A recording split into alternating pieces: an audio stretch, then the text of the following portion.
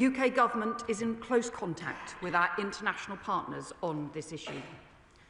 The first duty of government is the safety and security of our citizens, and my department is working tirelessly to ensure the safety of British nationals. Over the weekend, I spoke with the UK Chargé d'Affaires in Caracas, and all our embassy staff are safe and accounted for and are working to support the approximately 500 British nationals in Venezuela. Our travel advice currently advises against all travel to Venezuela, and British nationals in Venezuela should closely follow our travel advice, which will be kept up to date. Madam Deputy Speaker, we should be under no illusion as to the nature of the Maduro regime. A once functioning democracy has become a hub for very dangerous organised criminal gangs. Corrupt links involved Iran, with Hezbollah increasingly present in recent years, as well as malign support from Russia, and a regime which has facilitated illicit finance, sanctions evasion and organised criminal activity, including narcotics trafficking and illegal gold trading. That undermines the security of the whole region, including UK overseas territories, as well as the United States and other regional partners. The country has been driven into economic ruin with an 80% drop in their GDP in a decade. Over 8 million people have left, causing instability elsewhere in the region. And we have seen Maduro's regime systematically dismantle democratic institutions, silencing dissent and weaponising state resources to maintain power through fear and corruption. The International Criminal Court has opened an investigation into possible crimes against humanity following reports of hundreds of extrajudicial killings, including at the hands of Venezuela's security services and paramilitary groups under the regime's command. And UN investigators have repeatedly reported a pattern of arbitrary detentions, tortures and killings. In July 2024 presidential election, millions of Venezuelans voted, but the official results have never been published. The opposition leader, Maria Corina Machado, was banned by Maduro from standing. International observers cited basic failures of election integrity, and independent tallies covering 80% of polling stations showed a clear victory for Edmundo González, and yet Maduro claimed victory. And most recently in October, the UN independent fact-finding mission reported on state security forces using firearms against protesters after the elections 18 months ago, where 25 people died. González has been forced to leave the country and claim political asylum in Spain. Machado was forced into hiding for her own safety and had to be spirited out of the country to receive her Nobel Peace Prize in Norway last month. These are the hallmarks of a regime that clings to power through fear, coercion and violence, not through democratic consent. And that is why, as the Prime Minister said on Saturday, we can shed no tears for the end of Maduro's rule. Let me turn to UK policy. Because, Madam Deputy Speaker, the UK has long been an advocate for a democratic Venezuela and a vocal critic of the Maduro regime. Since 2019, successive UK governments have refused to recognise the regime. Through the G7, the UN, with partners and directly, we have continued to call out the Maduro regime and its appalling human rights violations. We have also, in some areas, taken a different policy approach to some of our allies. Our other Five Eyes partners have closed their embassies, but we have maintained our diplomatic mission in Caracas at a much more senior level than many of our partners, and seeking dialogue, sustaining direct contact with the opposition, supporting Venezuelan civil society, and advocating for British interests. A year ago, around Maduro's inauguration, the UK acted alongside partners and announced a wave of new sanctions. We targeted 15 individuals, including judges, senior-ranking officials in Maduro's regime, responsible for undermining democracy, the rule of law and human rights violations. And we have imposed sanctions on individuals, but not on sectors of the economy. And we have not supported or been involved in blockades or strikes against drug boats. We have continued to directly promote the interests of the British overseas territories, who need to see stability in the region. And of course, throughout, we have promoted and maintained support for international law. Commitment to international law, as the Prime Minister set out on Saturday, is immensely important to this government. Those principles guide the decisions that we make and the actions we take as part of Britain's foreign policy. That commitment to international law is part of our values, is also strongly in the UK's national interest. And our manifesto talked about a foreign policy that is progressive and that is also realistic, engaging with the world as we find it in the interests of UK security, prosperity and our values.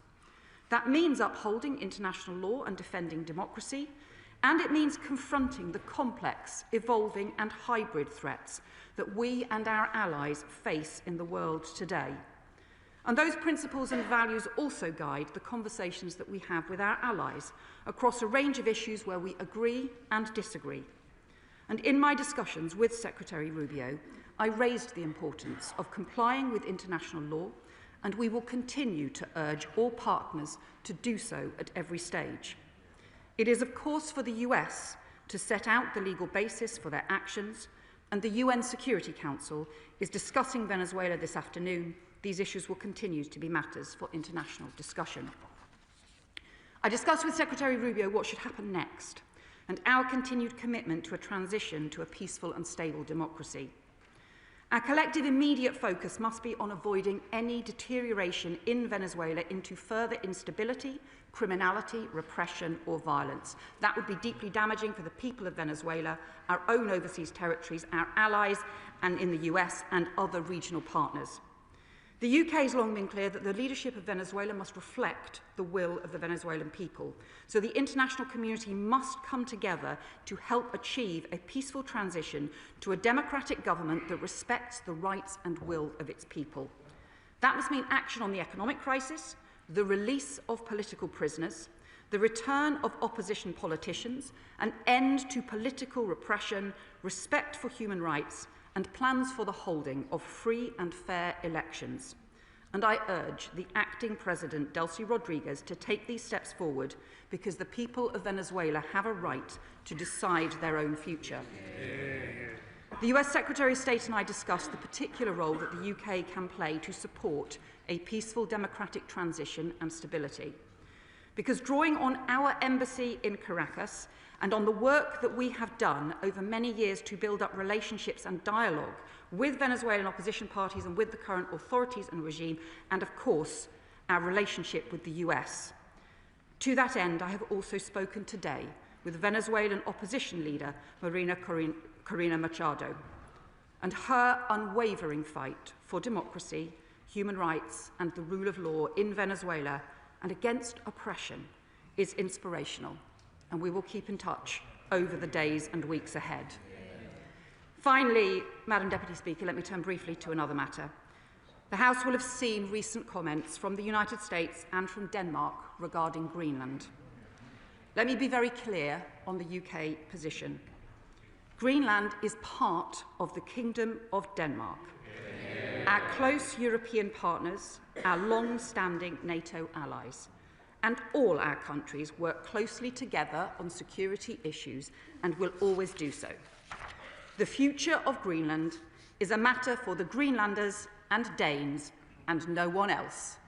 I commend this statement to the House. I call the Leader of the Opposition, Kemi Badenoch. Thank you, Madam Deputy Speaker. And I would like to start by associating myself with the condolences expressed by the Foreign Secretary about the awful tragedy in Crans-Montana. And I also would like to thank her for her statement on Venezuela. Although I am disappointed that it is not the Prime Minister delivering this statement, because many of us in this House and beyond want to know how he is going to respond to this situation. Madam Deputy Speaker, Nicolas Maduro was a tyrant who criminally abused the Venezuelan people and destabilized the region. It is no surprise that there is jubilation on the streets because Venezuelans remember what their country was like before it was ravaged by years of socialist dictatorship. For years, the Conservative government refused to recognize the legitimacy of Maduro's horrific regime of brutality and repression, and we were pleased to see the Labour government follow suit. However, Madam Deputy Speaker, we are in a fundamentally different world. The truth is that while the likes of China have been strategic and aggressive in strengthening their influence across the world, including South America, the West has been slow. Foreign policy should serve our national interest. It should be about keeping Britain safe. We should be clear-eyed. The United States is our closest security partner. We must work with them seriously not sniped from the sidelines. We on this side of the House understand why the US has taken this action. As the Foreign Secretary said, UK policy has long been to press for a peaceful transition from authoritarian rule to a democracy. That never happened. Instead, Venezuelans have been living under Maduro's brutal regime for many years. The US has made it clear it is acting in its national interest against drug smuggling and other criminal activity, including potential terrorism. So we understand that. However, we do have concerns about what precedent this sets, especially when there are comments made about the future of Greenland. It is important that the United Kingdom supports its NATO ally, Denmark, which has made it categorically clear that Greenland is not for sale. So I welcome the Foreign Secretary's remarks in that regard. What is critical now is the stability of the region and the wider world. It is important that we listen to those who have been risking their lives for freedom and democracy in Venezuela. Opposition leader Maria Corina Machado, when asked about US action, said that Venezuela had already been invaded by Iran, by Russia, by drug cartels, and Hamas and Hezbollah. It is clear that Venezuela had become a gangster state. I am pleased to hear that the Foreign Secretary has spoken to Maria Machado, but can she also update the House on whether the Prime Minister has spoken to President Trump? And I ask this because the government talks up its relationship with the US, but we keep finding that we are not in the room when big decisions are made. Madam Deputy Speaker, we should be under no illusions. A democratic transition in Venezuela will be far from straightforward. So when the Foreign Secretary speaks of democratic transition, what does that actually mean to the government in practice? And can she also set out what happens to the UK's Venezuela sanctions regime now? In a world changing as it is, we must be serious and responsible about our security and standing. We know what the President of the United States strategy is. His government set out its national security strategy last year. The US is acting in its national interest. We need to do the same. We should be working to protect the rules-based order, and we should be standing up to hostile actors that want to undermine us. But what is our government doing instead? Giving away the Chagos Islands and paying £35 billion for the privilege with no strong legal basis to justify this. Last year, the Defence Committee warned that the UK was not adequately prepared to defend herself from attack. The government is still stalling on defence spending. Conservatives want to see spending increase to 3% of GDP. We want to see spending increase to 3% of GDP by the end of this Parliament, given the changing world. Why has the government not matched that commitment? It has never been more important for the UK to have a coherent foreign policy strategy. Right now, Labour doesn't have one. If they do, we'd like to hear the Foreign Secretary tell us what it is, because I didn't hear anything remotely sounding like that in her statement. Let us be honest, Madam Deputy Speaker. Old strategies will not work. We are living in an increasingly dangerous world. The axis of authoritarian states seeking to undermine us respects just one thing: strength. Britain must be ready and willing to defend our own interests, to protect ourselves from those who would undermine us, to protect the unity of the Western Alliance, and to support democracy and freedom around the world. Foreign Secretary. I must just say to the Leader of the Opposition, obviously welcome her support on Switzerland, on Greenland, Denmark, and so on. But I have to say that really felt like a very poorly judged tone of response that was really all over the place. Many times when we were in opposition, we had issues that we agreed with the government on, and in the national interest, we set out our agreement, and we recognise that some of these were cross-party issues. I actually suspect that had the Shadow Foreign Secretary have made that response to our statement, she probably would have done that. And in fact, on the different issues that she talked about on Venezuela, she seemed to agree with us that the Maduro regime has been deeply damaging, corrupt and deeply destructive. and therefore it is that no one should shed any tears for it going. She also, I think, implicit when she talked about the rules-based order, recognised the importance of precedents, of the importance of international law, and also the complexity of the world in which we face. And she also said that she thought we should show support for Denmark and for Greenland. So, in fact, I could not see a single detailed thing that she disagreed with in that response, except for the fact that she seems to want to express opposition for opposition's sake. And I would, let me just say to her, just in terms of the overall approach, and I think everyone recognises the leadership that this Prime Minister has shown on the international stage.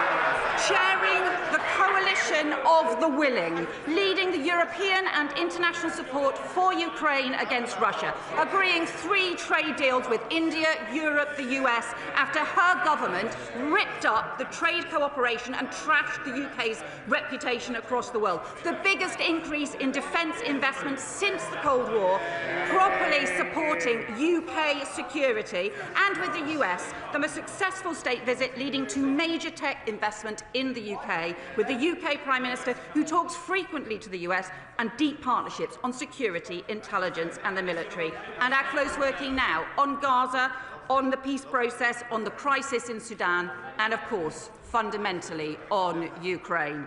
So, many times in the past, we took a cross-party approach. I would just expect her to do the same on the matters that are really about the future of this country. This government will continue to stand up for Britain's interests, for our prosperity and for our values. Chair of the Foreign Affairs Committee, Emily Thornberry. Thank you very much, Deputy Speaker. If a large and powerful country abducts the leader of another, however abhorrent that leader is, and then tries to intimidate the smaller country in order, it says itself, to gain access to its resources, doesn't the Foreign Secretary agree that this should be called out? Not just by Britain, but by our Western allies.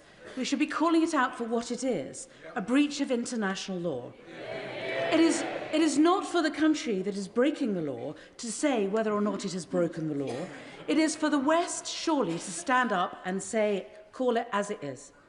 Doesn't she therefore share my concern that there might be a profound risk of international norms changing? If we don't do that, it may become okay. And that is a risk that we then risk living in a world where might is right. And surely that isn't in Britain's interests. Secretary. Can I just thank my honourable right honourable friend for her question, and also recognise that she has been consistent in her opposition to the Maduro regime, even when she was under pressure not to be through many years. And I know that she and I would probably agree that a man who is currently being investigated for crimes against humanity and who has such a history of political repression as well as economic destruction and corruption should not be leading a country. And she rightly refers to the issues around international law, and I've set out our commitment to international law, and she will know that my predecessor as Foreign Secretary talked about progressive realism, where we set out the progressive principles we follow, how important international law is because of the framework that it sets that is in our interests, not just reflecting our values, but also that we engage with the world with the way it is. And I can assure her that as part of that, I have raised this issue of international law with Secretary of State Rubio and made clear that we will continue to urge all countries to follow it. Leader of the Liberal Democrats, Edward Davey. Thank you, Madam Deputy Speaker. Can I associate myself and my party with the comments from the Foreign Secretary about the tragedy in Crans, Montana? Madam Deputy Speaker, when President Reagan invaded Grenada, Margaret Thatcher said this: "We in the Western democracies use our force to defend our way of life. We do not use it to walk into other people's countries. We try to extend our beliefs not by force, but by persuasion." So I'm disappointed we've heard nothing as clear and courageous from either the Prime Minister or the Foreign Secretary or today's Conservative Party. Maduro is a brutal, illegitimate dictator, But that does not give President Trump a free pass for illegal action. This wasn't about liberating the Venezuelan people. Trump's refusal to back Nobel Prize winner Maria Machado, Maduro's brave liberal opponent, shows Trump has no interest in Venezuelan democracy. This is about Trump believing he can grab anything he wants and get away with it, this time oil. We know what happens when an American president launches an illegal war under the pretext of an imminent threat. It's why we oppose the Iraq war and why we condemn Trump today. National sovereignty matters. International law matters. Without them, the world is far more dangerous and we are all less safe. Anyone who thinks Trump's actions will make China or Russia think twice is either hopelessly desperate or desperately naive. Putin and Xi will be using this president to strengthen their hands in Ukraine and Taiwan. And Madam Deputy Speaker, anyone who thinks Trump will stop with Venezuela hasn't read his new national security strategy. He's already threatening Colombia, Cuba and Greenland and even democracies across Europe. Does the Foreign Secretary not realise how ridiculous it looks to refuse to call this what it is, a clear breach of international law? Will she at least publish all the advice the government has received on the legality of Trump's actions? Secretary. Well, we say to the honourable gentleman that we do, I hope, agree on the brutality of the Maduro dictatorship.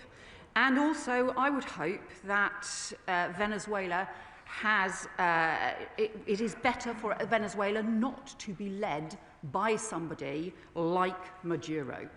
And therefore, the most important thing now for Venezuela is for it to have a transition to democracy. And I have spoken directly to the US Secretary of State about that, and also about the potential role that the UK can play in that, because unusually we have a very senior and experienced chargé d'affaires in Venezuela who has long-standing relationships with the Venezuelan opposition, with the regime, and also, of course, we have the close relationship with the US. That puts us in a particular position and gives us a particular responsibility in order to keep progress being made towards that democratic transition, because stability will not be maintained unless there is a transition that is in the will of the people. We say to him, just in terms of international law, again, we have made very clear our commitment to international law and the way that it must guide our decisions in UK foreign policy, and we will continue to raise it with our partners, both in public and in private, and it is important that we do so. And as for the issue on government legal advice, he will know that the ministerial code is very clear about government not either publishing or commenting on different illegal advice. Diane Abbott. Nobody in this chamber wants to defend the regime of Maduro. But what some of us want to do is to stand up for the importance of a rules-based international order. And I might add, because my parents were born overseas, I take the question of national sovereignty extremely seriously. And you cannot have a situation where a country, because it is bigger and stronger, walks into a smaller country, snatches its political leadership, whatever you think of that political leadership, but snatches its political leadership, helicopters it out, and puts it on a show trial in an outside country. That cannot be something which this government is prepared to support. And let me add, I know that, the opposition are blithe about what Trump is doing. Blithe.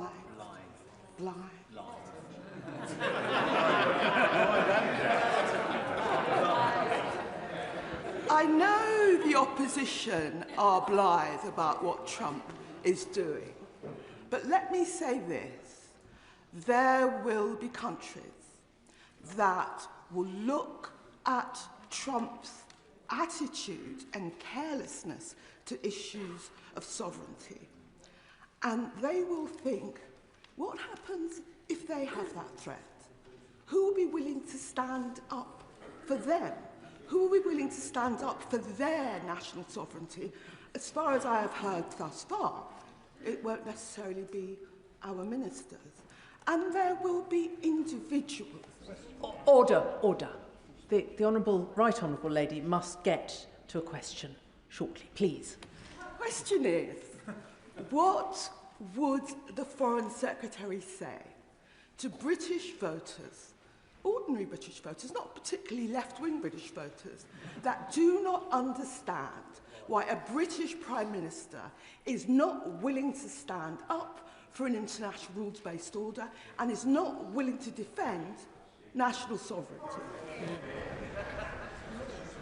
Well, what I would say to my right honourable friend is that the support for a rules-based international order and for international law is a central part of our foreign policy and the decisions that the UK government makes and the actions that we take.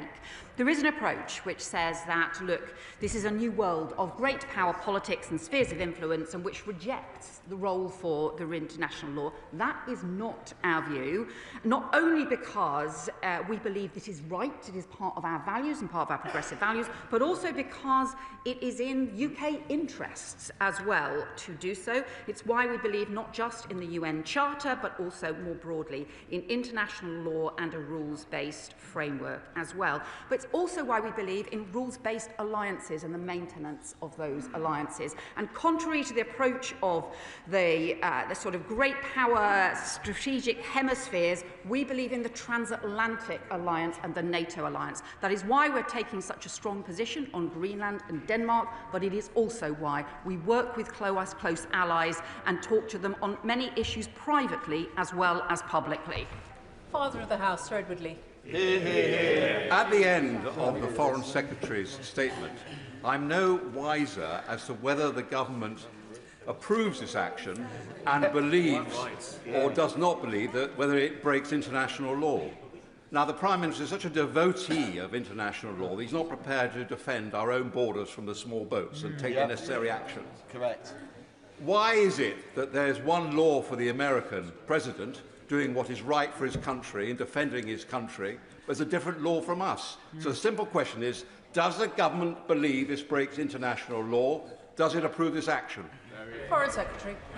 Well, I think, as I said in my statement, as the Prime Minister said on Saturday, there can be no tears shed for the Maduro regime and the damage that it has done over many years. It is for the US to set out the legal position behind their actions. We were not involved in those actions. We continue to be guided by international law in our approach, and we continue to work now for the most important issue, to get transition to peaceful democracy in Venezuela. Richard Bergen. Thank you, Madam Deputy Speaker. It was the Prime Minister that decided to disregard the United Nations Charter when it came to Trump's bombing, killing and kidnapping of a head of state. I think it speaks volumes that the Prime Minister has chosen not to come to this House to explain his decision. The reality is this: if it were Putin doing this, the Prime Minister would not be saying, oh, it's up to the Russians to decide whether or not this is legal. But this is exactly what the Prime Minister has said in relation to Trump's disgusting attack on Venezuela. Isn't the reality that the Prime Minister is willing to ditch international law and sidestep the United Nations Charter in order to appease Donald Trump? And doesn't this cowardly, craven approach drag this country's reputation through the dirt? Secretary. Well, I just say to the honourable member, I do find it hard to not remember his support and welcoming for the Maduro regime a regime which is currently being investigated for crimes against humanity. Sir Jeremy Hunt. Most people's view of Maduro's capture will be good riddance, and I would have liked the government to be more categoric in supporting US action in removing an illegitimate and evil dictator. But if the new US approach extends to the annexation of Greenland, the sovereign territory of a NATO member, it could mean the end of the alliance with disastrous consequences. So how much planning is going on at the Foreign Office to actually make sure such a disaster doesn't happen? We understand that discussions between allies have to be in private, but what it looks like from the outside is that Europe is weak and divided. So can she reassure the House the right conversations are happening and we are not just hoping for the best? Foreign Secretary. Well, let me just reiterate our strong support for the Greenlanders and for Denmark. Greenland is part of the Kingdom of Denmark, and it is the future for Greenland is for them to decide, not for anybody else, notwithstanding any of the things that we have heard the US say or others say as well. We are very clear about that, and I have raised this issue internationally, and we will continue to do so, but we are very firm in our view on this point. Phil Brickell. Thank you, Madam Deputy Speaker. My constituents don't mourn the removal of Nicolas Maduro, who oversaw violent repression of his own people, a fraudulent presidential election and horrific human rights abuses for many years. But they are alarmed about the unilateral regime change sought by the Trump administration in order to access Venezuelan oil resources. Two wrongs don't make a right.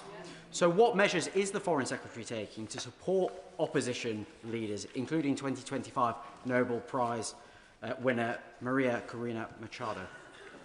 Foreign Secretary.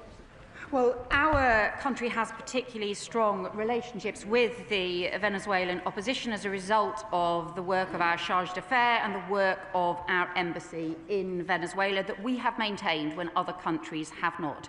As I have said, that does put us in a particularly significant position in terms of being able to support a transition to democracy. That is what we have always argued for, to get that transition to democracy. It is exactly why I have spoken to Maria Corina today, and why we will keep in close touch in order to be able to recognise their call as a first step for the end to political repression in Venezuela. That must happen. Edward Morello. I will not mourn the passing of the Maduro regime, but I will mourn the passing of the rules-based international order. If we accept the premise that a big power country can do what it wants without any ramifications anywhere in the world, then we accept the behaviour of Putin over the last 2 decades and the behaviour of Xi Jinping in the future. We cannot allow it to stand. And it is clear that our future security lies with closer cooperation with our European allies. So what is she doing to ensure that the UK stands in lockstep with those people that do share our values? Foreign Secretary. Well, we have strengthened our relationship with our European partners. Indeed, I've been in touch with the Danish Foreign Minister today exactly on the issue around Greenland. And we will continue to support the rules-based international order, but also the UN Charter and international law. But all I would just say to him is I really would warn members against making equivalence here around what Putin has done in Ukraine, where thousands of children have been kidnapped, where they have invaded a country led by a democratically elected President Zelensky. We should be careful about recognising what we say and the implications of it. Dan Carden. Thank you, Madam Deputy Speaker. I welcome the Foreign Secretary's statement in what is an incredibly complex international situation. Maduro stole elections, murdered opponents, and 9 million Venezuelans were forced to flee their country. Venezuelans will be both fearful and hopeful for the future. But this episode shows the US shift to the Western Hemisphere, leaving European security more exposed, and US willingness to interfere in foreign states with serious implications for our NATO ally Denmark. So does she agree what the UK can now usefully do is use any influence we have to pursue a transition to democracy for Venezuela, and to learn from this event, accelerating our UK defence and national security commitments? Foreign Secretary. My honourable friend is exactly right about both the fear and hope felt by many people in Venezuela. That is the views that we have had reflected back to us as well over the weekend too. And that is why we are certainly doing everything we can in the unusual position that we are in, given our experience and relationships, in order to promote and support that transition to a democracy. I do also agree with him about the importance of us increasing our defence investment. It is why we have now the biggest increase in defence investment since the end of the Cold War. Sir John Whittingdale. Thank you, Madam Deputy Speaker. The Maduro and Chavez regime was characterised by widespread human rights abuse, criminality and economic destitution, and many Venezuelans are rightly and understandably celebrating its end. But I have to say to the Foreign Secretary that after over half an hour, it is still not clear whether the UK government actually agrees with what has been done. She referred to the discussion taking place in the UN Security Council at the moment. Can she say what the position of the UK will be at that meeting? Foreign Secretary. Well, I set out our position at the beginning of the statement, which is that we supported and have long supported a peaceful transition to a democracy from an authoritarian regime. We shed no tears for the removal of Maduro, but we also want to see the establishment of a democracy and a transition, a peaceful transition to a democracy, which we do not yet have in Venezuela. That is what we will work towards, and we will always argue for the upholding of international law. Members will be aware that there are very many of you wishing to contribute to this statement. There's another statement to come and an important debate later. Please, can I encourage you to make questions short? Tan Singh Desi. Thank you very much. Madam Deputy Speaker, whether it's Venezuela, Greenland, Ukraine, Palestine or Taiwan, the UK government is right to champion international law, but we must face facts. The global rules-based order is crumbling before our eyes as increasingly nations disregard those rules and national interest trumps long-standing alliances. And in this new era of strongman politics, whether we like it or not, military strength is the ultimate guarantor of our security and sovereignty. So, Secretary of State, what steps are the government taking to accelerate investment in defence and send a clear signal so that we are respected by both friend and foe globally? Foreign Secretary. Well, my honourable friend is right to say, and I said in a speech just before Christmas, that the global rules-based order is under pressure from different directions. However, we believe it remains important. It is particularly important, and it is in our interests and the nature of our country and history. It is in our interest, but it is also a fundamental part of our values. And we believe that the international law and the rules-based order are fundamentally a foundation for peace and security across the world. We do have to engage with the world as we find it, not as we would like it to be. That does mean continuing to advocate for international law, both with people right across the world, including directly with our allies, but it also means increasing our investment in defence, because fundamentally protecting our national security has to be the most important priority for the government. Tom Tugendhat. Thank you, Madam Deputy Speaker. Surely the real story coming out today and over the last few days is the revelation that we should all have known that this country has opted out of protecting in the international rules-based system. We have not significantly invested in defence, and even the commitment that the Foreign Secretary speaks of does not keep pace with defence inflation. So doesn't this really reveal a simple truth? That, as the Prime Minister revealed on Sunday, he hasn't even spoken to the American President. The Americans did it without us because the Americans don't give a damn what this House thinks. Foreign Secretary. I guess I would just have to ask, who was it who didn't significantly invest in defence over the last 14 years? It's this government which is substantially increasing investment in defence and also chairing the coalition of the willing and also showing leadership on the international stage as well. And what has struck me, becoming Foreign Secretary and having discussions with governments all across the world over the last few months, is how much those governments are saying how welcome it is that Britain is back. Nick Smith. Madam Deputy Speaker, Maduro was an illegitimate president. From Caracas in the New York Times today, Colette Capriles describes a struggle for survival, a primitive capitalism, a web of bosses, private loyalties, corrupt practices, and institutional ruins that replaced public life in Venezuela. So can I ask the Foreign Secretary, what can the UK do to support the development of strong civic institutions there that can help build a new Venezuela? Foreign Secretary. My honourable friend is exactly right, because, look, there is a risk, a real risk of instability in Venezuela now, and building civil society, giving people in Venezuela the hope rather than the fear now, ensuring there is stability, but also building up capacity, working with opposition parties and with other organisations is now going to be crucial. That is something we are strongly advocating for. It is something that I have discussed with the US Secretary of State and said that we will continue to make a priority based on the work that our excellent Charge d'Affaires has been doing over many years, but now we need to do it extensively, including in discussion with opposition parties.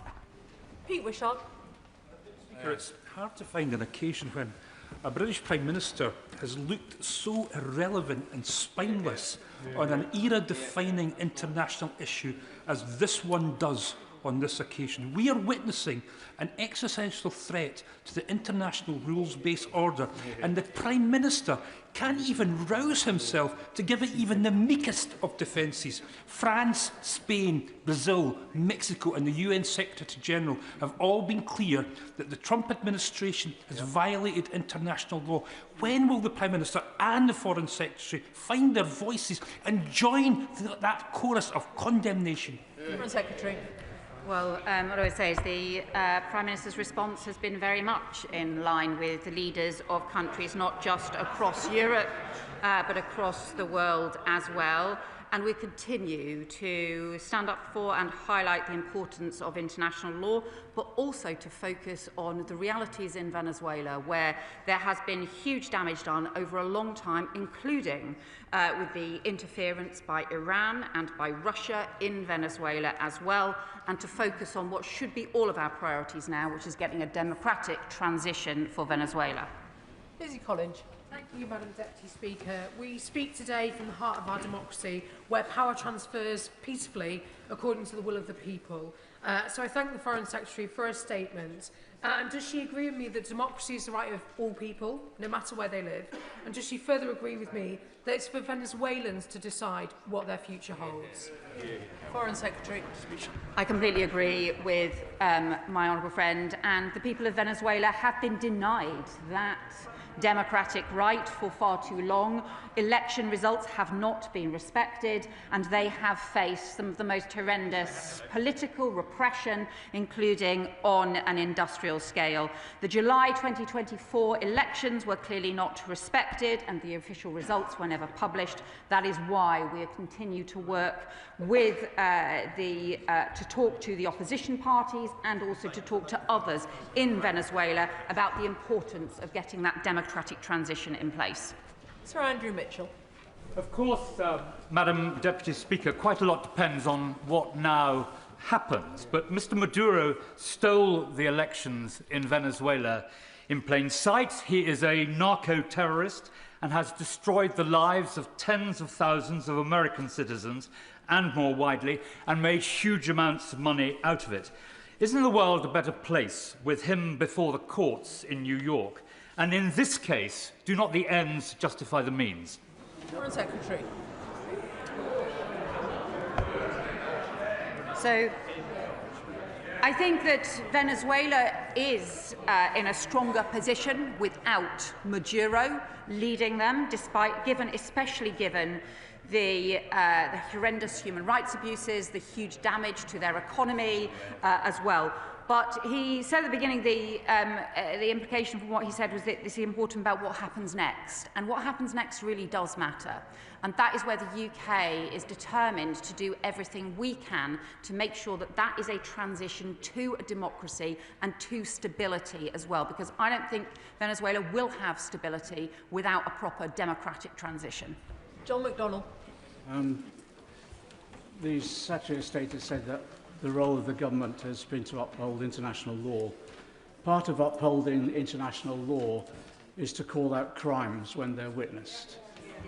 And what we've seen here, the Article 2.4 of the United Nations Charter is very explicit about the illegality of entering into a foreign state with armed force. And that's why I have to say I found it shameful that the Prime Minister and ministers today in the news rounds have refused to condemn this action. Because in not condemning the action, I think Trump will interpret that as the green light to go in wherever to steal the national assets of those countries. And as a result of that, we're all in a more dangerous place. Well, what I would say to my friend is the importance of promoting international law in the most effective way also means promoting the rules-based order and the rules-based alliances that we have. It means being able to raise issues around international law both publicly and privately in a way that has the greatest results to defend the rules-based order. That is what we will continue to do, and that, frankly, is what is in the UK's interest. Alicia Kearns. Thank you, Madam Speaker. Venezuelans are relieved to be free of Maduro tyranny. However, Venezuela risks remaining a failed state rather than a free state unless the international community comes together. Oil companies are not state builders, nor are they capable of democratic capacity building or enabling political transitions. I was surprised there was no mention in the Foreign Secretary's statement of plans to evacuate British nationals if possible, nor how many British nationals are in country. I also asked what phone calls the Foreign Secretary has had since this action with the leader of Commonwealth country and nation Guyana, to whom we have an important relationship, and if she hasn't spoken to that leader, why? Foreign Secretary. So, as I set out, I think, in my statement, there are estimated 500 British nationals in Venezuela. We did look at all necessary possible crisis responses over the weekend. We stood up the crisis facility in the Foreign Office to ensure that we were ready to respond if necessary at any point. It did not go beyond the response that we did put out around changing travel advice, and over the weekend British nationals were advised to shelter in place while it was assessed what might be happening next. We have had some consular contact, but it has been very limited, and we have obviously been available to any British nationals who want our support, as we would continue to be. We are also in contact with Commonwealth countries and also with overseas territories. In particular, my honourable friend is following up with overseas territories who are particularly affected by instability in the region. Rachel Blake. Thank you, Madam Deputy Speaker. I'm grateful for the Foreign Secretary's remarks, and she's talked about instability in the region and the need for grassroots investment in order for there to be a peaceful transition. Can she share with us the assessment that she's made about the impact of economic instability in the region and the role of businesses in the region, and how that instability could feed into and damage the possibility of a peaceful transition? Secretary. My friend is exactly right, because the nature of the economic crisis in Venezuela over the last decade has pushed huge numbers of Venezuelans into extreme hardship. It is one of the reasons why so many Venezuelans have left the country. An estimated 1 in 4 Venezuelans have left the country over the last 10 years as a result. And this should be a country with a strong economy. It is very important to build that up. But crucially, that has to be to the benefit of the people of Venezuela, not to the benefit of criminals or corrupt regimes. Richard Ford. Madam Deputy Speaker, this is about being principled. What if we were to learn from the White House that Greenland had been the source of cocaine or fentanyl flowing to the United States? Even if we don't expect a fabricated pretext on Greenland or imminent US intervention there, will the government please condemn the unilateral action in Venezuela by the Trump administration before we see a complete breakdown of the rules-based order?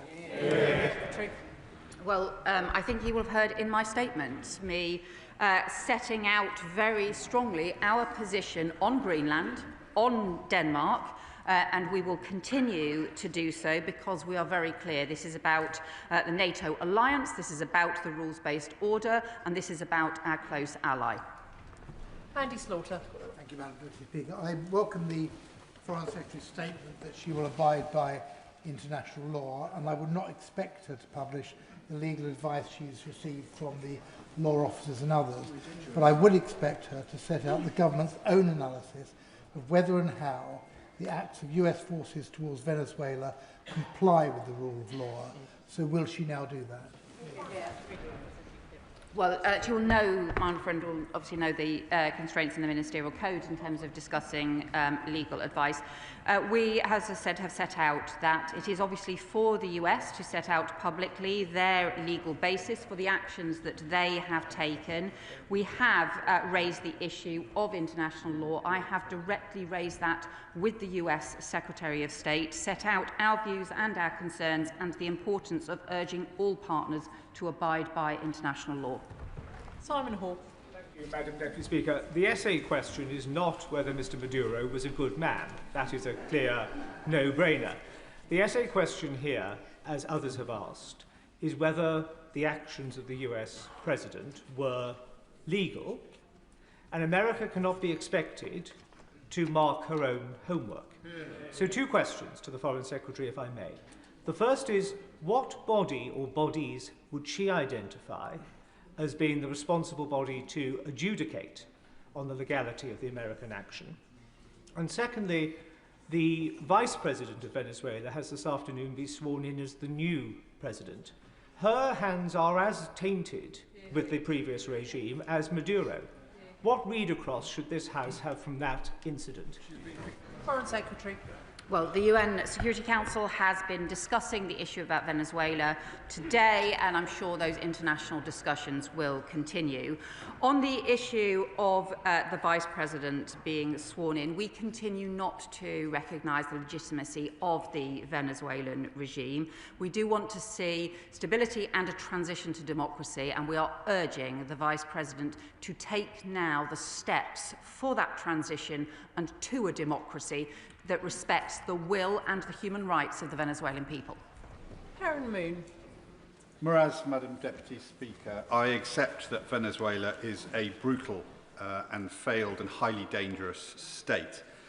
But across Eastern Europe, the implications of this action will be deeply destabilising. Can I ask the Foreign Secretary, in her discussions with the US Secretary of State, when she mentioned international law with him, did she reference the message that this action sends to Putin and Russia's ambitions in Europe? Foreign Secretary. Well, what my honourable friend will know is that we continually discuss the threat from Russia and the importance of the transatlantic alliance supporting Ukraine with the US, and I have discussed that many times with the US Secretary of State.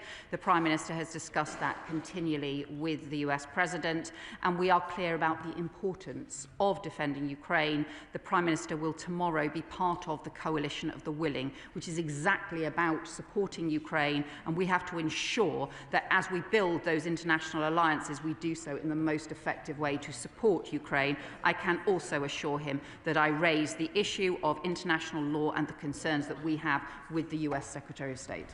Gavin Robinson. Thank you very much, Madam Deputy Speaker. I think it's clear that the Foreign Secretary supports the end, if not the means. And I think it is clear that she accepts the outcome, though she can't bring herself nor the government to condone the actions of President Trump. But today we learned that the Chinese have warned against both touching the oil resources of Venezuela and also demanded the return of President Maduro. Does she see that as sabre rattling, or is she concerned?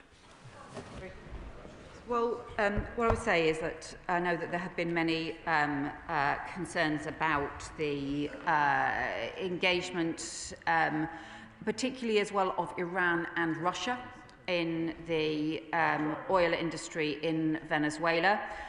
He referred to issues around China and the position of the Chinese government. What I would just say is I think the oil industry in Venezuela should be benefiting the people of Venezuela, not other countries, not corrupt regimes, but actually the people of Venezuela. Stella Creasy. Thank you, Madam Deputy Speaker. The truth is the warning signs that the rules-based order is at risk have been there for some time.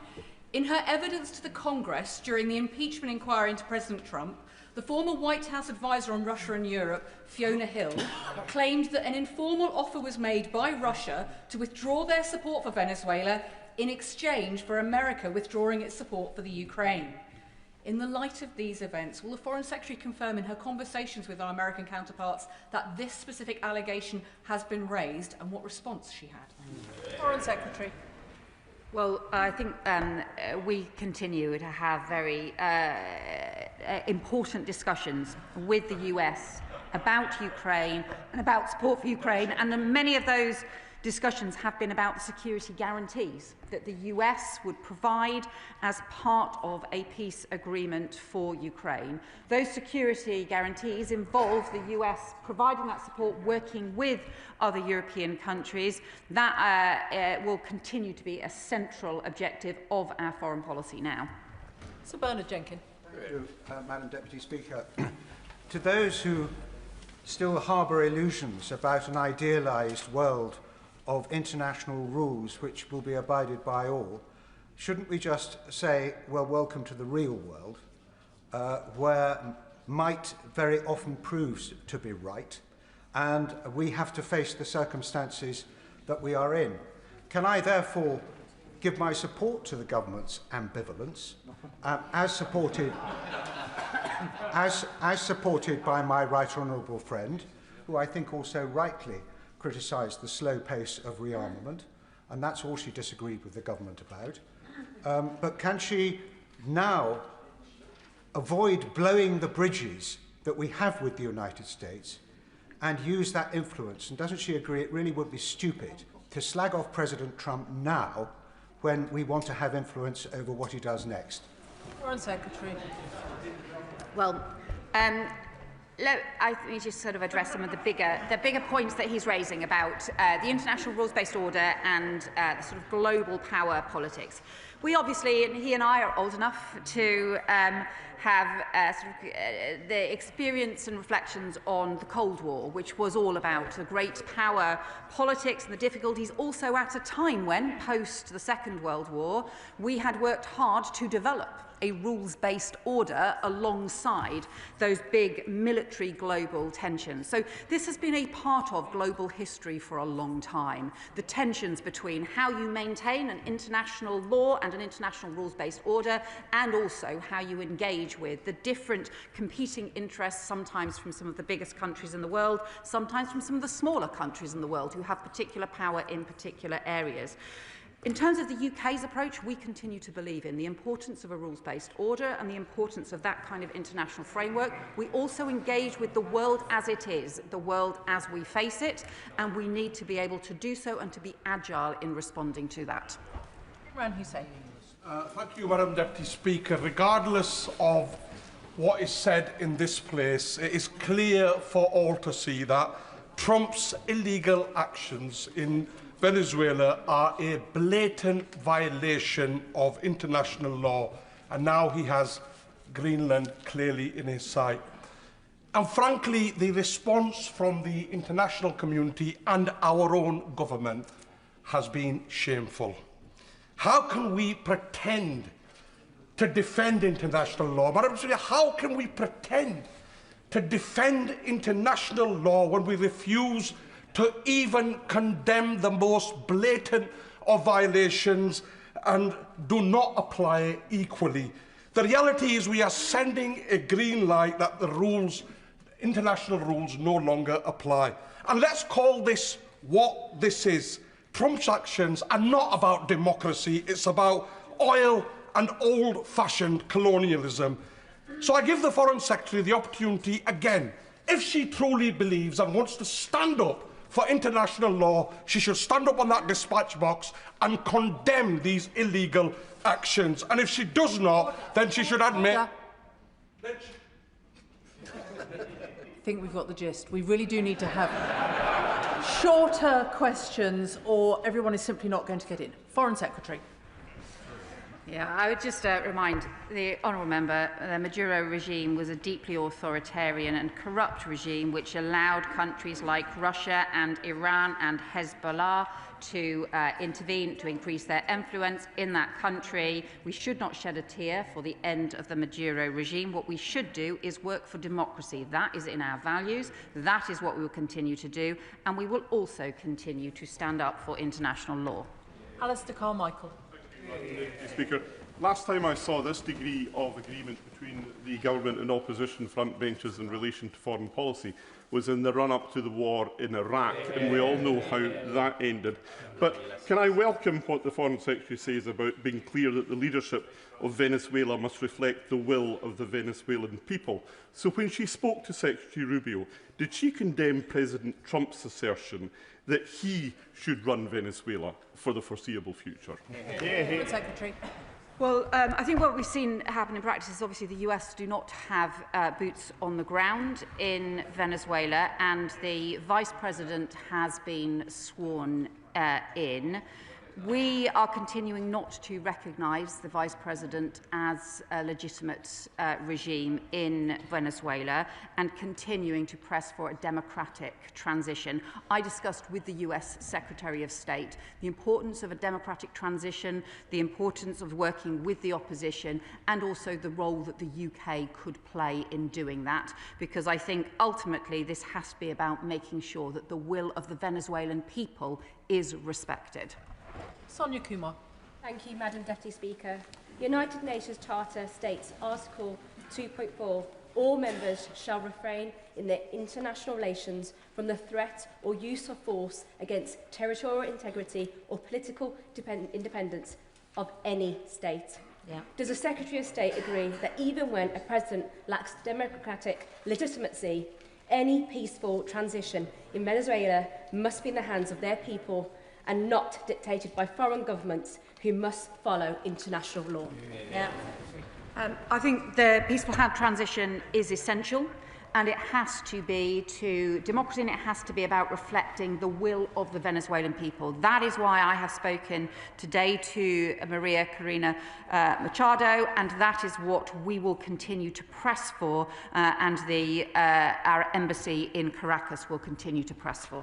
Dr. Andrew Murison. Will the government use any influence its silence on Venezuela is buying to impress on President Trump that whilst it may be expedient for the UK to acquiesce in the removal of a hideous old tyrant, Nicolas Maduro, hemispheric proto-colonialism that threatens UK interests or the integrity of any Commonwealth country or any European neighbour, would destroy the special relationship that has existed between our countries since the Second World War? Foreign Secretary. So I think the honourable member is effectively referring to Greenland and to Denmark. Let me just be really clear. Greenland is part of the Kingdom of Denmark.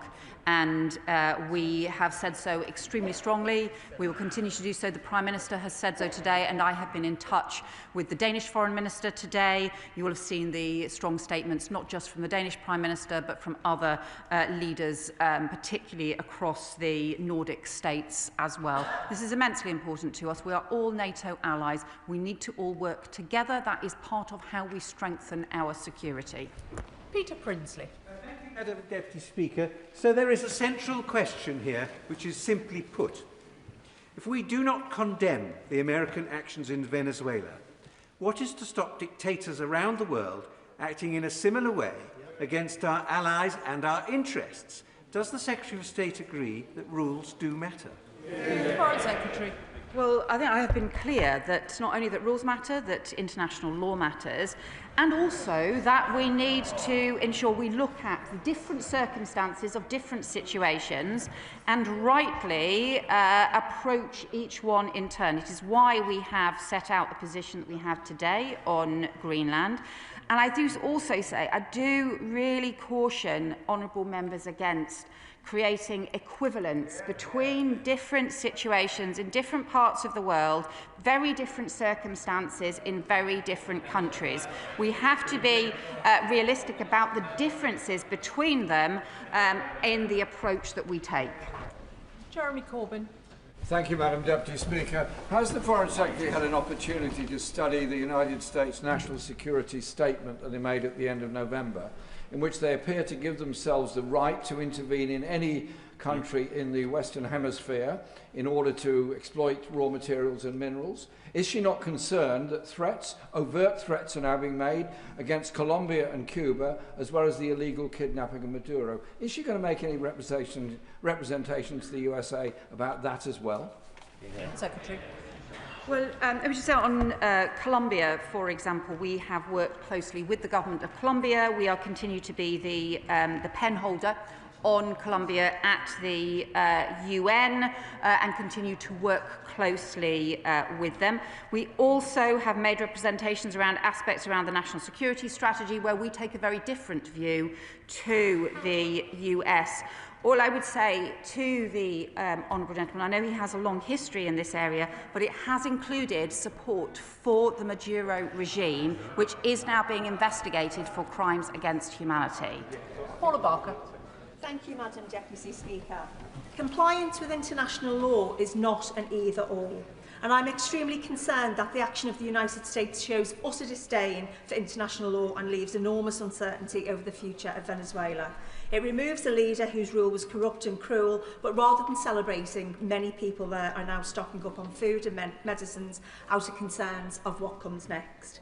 Trump's rationale around stopping drug trafficking rings hollow following his pardon for ex-Honduran President Hernandez. So what specific actions will the government take to stabilise the situation so the Venezuelan people can decide their own future, and also to ensure President Trump does not act on his threats against Colombia, Cuba and Greenland? Foreign Secretary. I think I've responded obviously on the other countries as well, but look, the critical issue now is to ensure that Venezuela can be on a track towards democracy that respects the will of the Venezuelan people, but also the human rights of the Venezuelan people. And the first step on that has to be the ending of political repression and the release of political prisoners. So that is an issue that I have discussed with the leader of the Venezuelan opposition. It's also an issue that I have raised with the US Secretary of State as well, and it is an issue that we will be pursuing through our embassy, where we do have particular weight and expertise. David Mundell. Thank you, Madam Deputy Speaker. Can the Foreign Secretary say a bit more about engagement with the Commonwealth? Because not only are 2 Commonwealth countries immediately adjacent to Venezuela, there is an important Commonwealth network across the Caribbean, and surely there must be a danger at this moment that some of those countries might think that their interests are better served by looking to the United States than to the Commonwealth and the UK. Secretary. We do continue with very strong engagement with the Commonwealth, and are continuing so as well in the light of the weekend's events too. There are Commonwealth countries and also overseas territories that have been heavily affected by the instability in the region, including the instability driven by the Maduro regime, the scale of the narco-trafficking, but also and the criminal gang operations, and also the scale and pace of migration as well that has been very destabilising. We are engaging with them as well to be able to work with them on ensuring that there can be stability in the region, because that is in everyone's interests. Kirsten Sullivan. Thank you, Madam Deputy Speaker. There can be no question that it's for the people of Venezuela to choose its future, and for the international community to support democracy and uphold international law. Whilst there's no denying the illegitimacy and brutality of Maduro's regime, does she share my fears that such unilateral action sends a dangerous message to despots and tyrants throughout the world that might is right, and it endangers peace and democracy throughout the world? So I think we obviously have to keep in mind this was an authoritarian dictator who is being investigated by the International Criminal Court for crimes against humanity. And therefore, that is why the Prime Minister said we will shed no tears for the removal of Maduro. But we also believe in the international rules-based order and in the importance of countries respecting that, and we have raised that with the US. Richard Tice. Thank you, Madam Deputy Speaker. Maduro was an enemy of the West, and whilst there is disagreement in this House about the means, I think there is much agreement that actually the Venezuelan people are better off without Maduro. But can I ask the Foreign Secretary to comment more about the constructive influence that the UK and other Western allies can have to ensure an early return for the Venezuelan people to a democracy? Foreign Secretary. Well, I think the most important issue now is to ensure that Venezuela can be on that track to democracy. That means there has to be stability right now. We need to prevent further instability or criminality, but also means that starting with the end to political repression, the release of political prisoners who are held across Venezuela, those are some of the things that opposition parties are calling for as the urgent first steps. Those are the things that the UK will press for, and we will press for directly in Venezuela and in our relationship with the US as part of this process going forward. Matt Weston. Madam Deputy Speaker, there's clearly no question about the illegitimacy of Maduro's presidency, but there are questions about President Trump driving a coach and horses through the global rules-based order. How should we, the UK, now view the United States national security strategy in the light of this recent action? So the US set out their national security. We separately have set out our national security strategy, which is different, clearly, from theirs. And I have raised with the US some particular issues around the US national security strategy. It is for them, obviously, to set out their priorities as a democratically elected government. But I think this comes back to the issue about we believe in the importance not just of hemispheres of interest, but actually of the transatlantic alliance. And that has been a cornerstone of UK security. We have this unique security partnership with the US. That remains important, that alongside the international rule of law. Afra Brandreth. Thank you, Madam Deputy Speaker. I welcome the removal of Nicolas Maduro, who for too long oppressed the people of Venezuela. But history shows that the aftermath of intervention can be as consequential as the intervention itself. What specific steps is the Foreign Secretary taking to ensure that there is no vacuum for instability or hostile actors to exploit, both within Venezuela and across the wider region, particularly other hostile state actors such as Russia, China and Iran? Foreign Secretary. I think that's an extremely important issue, and that is exactly the issue I've discussed with US Secretary of State Rubio yesterday, as to how we ensure that there is stability in Venezuela and that stability is then on the pathway to democracy. Because look, I don't believe stability will be maintained if there is not that route to democracy and the plan and the transition to democracy, but equally it is hugely important to ensure that we do not have greater destabilisation, including by countries like Russia and Iran, but also by the criminal gangs that have been so deeply destructive and were allowed to become so powerful under the Maduro regime. We're into Just. Thank you, Madam Deputy Speaker. I welcome the confirmation that this government supports international law and now wants to see a safe and peaceful transition to a legitimate government that reflects the will of the people in Venezuela. But would the Foreign Secretary at least agree with me that if Donald Trump's unilateral action was in breach of international law and the UN Charter, it has created a very dangerous precedent? Foreign Secretary. Well, the reason that we stand up for the UN Charter and international law is partly because it reflects our values and partly because it reflects our interests. And because that UN Charter, that international law framework, really is the underpinning of peace and security across the globe. Of course, throughout its history, throughout the history of the UN Charter, throughout decades of history, that has always been tested and strained with the reality of different kinds of international affairs all over the world, and will continue to be so. But we still believe in the importance of advocating for international law and to doing so with our closest allies as well. Ellie Chance. Thank you, Madam Deputy Speaker. The US attack on Venezuela is clearly a breach of international law. Now, of course, Maduro's violent, repressive regime must be held accountable, but the Venezuelan people need and deserve international support that upholds international law, not the unilateral, unlawful US oil imperialism that we've seen.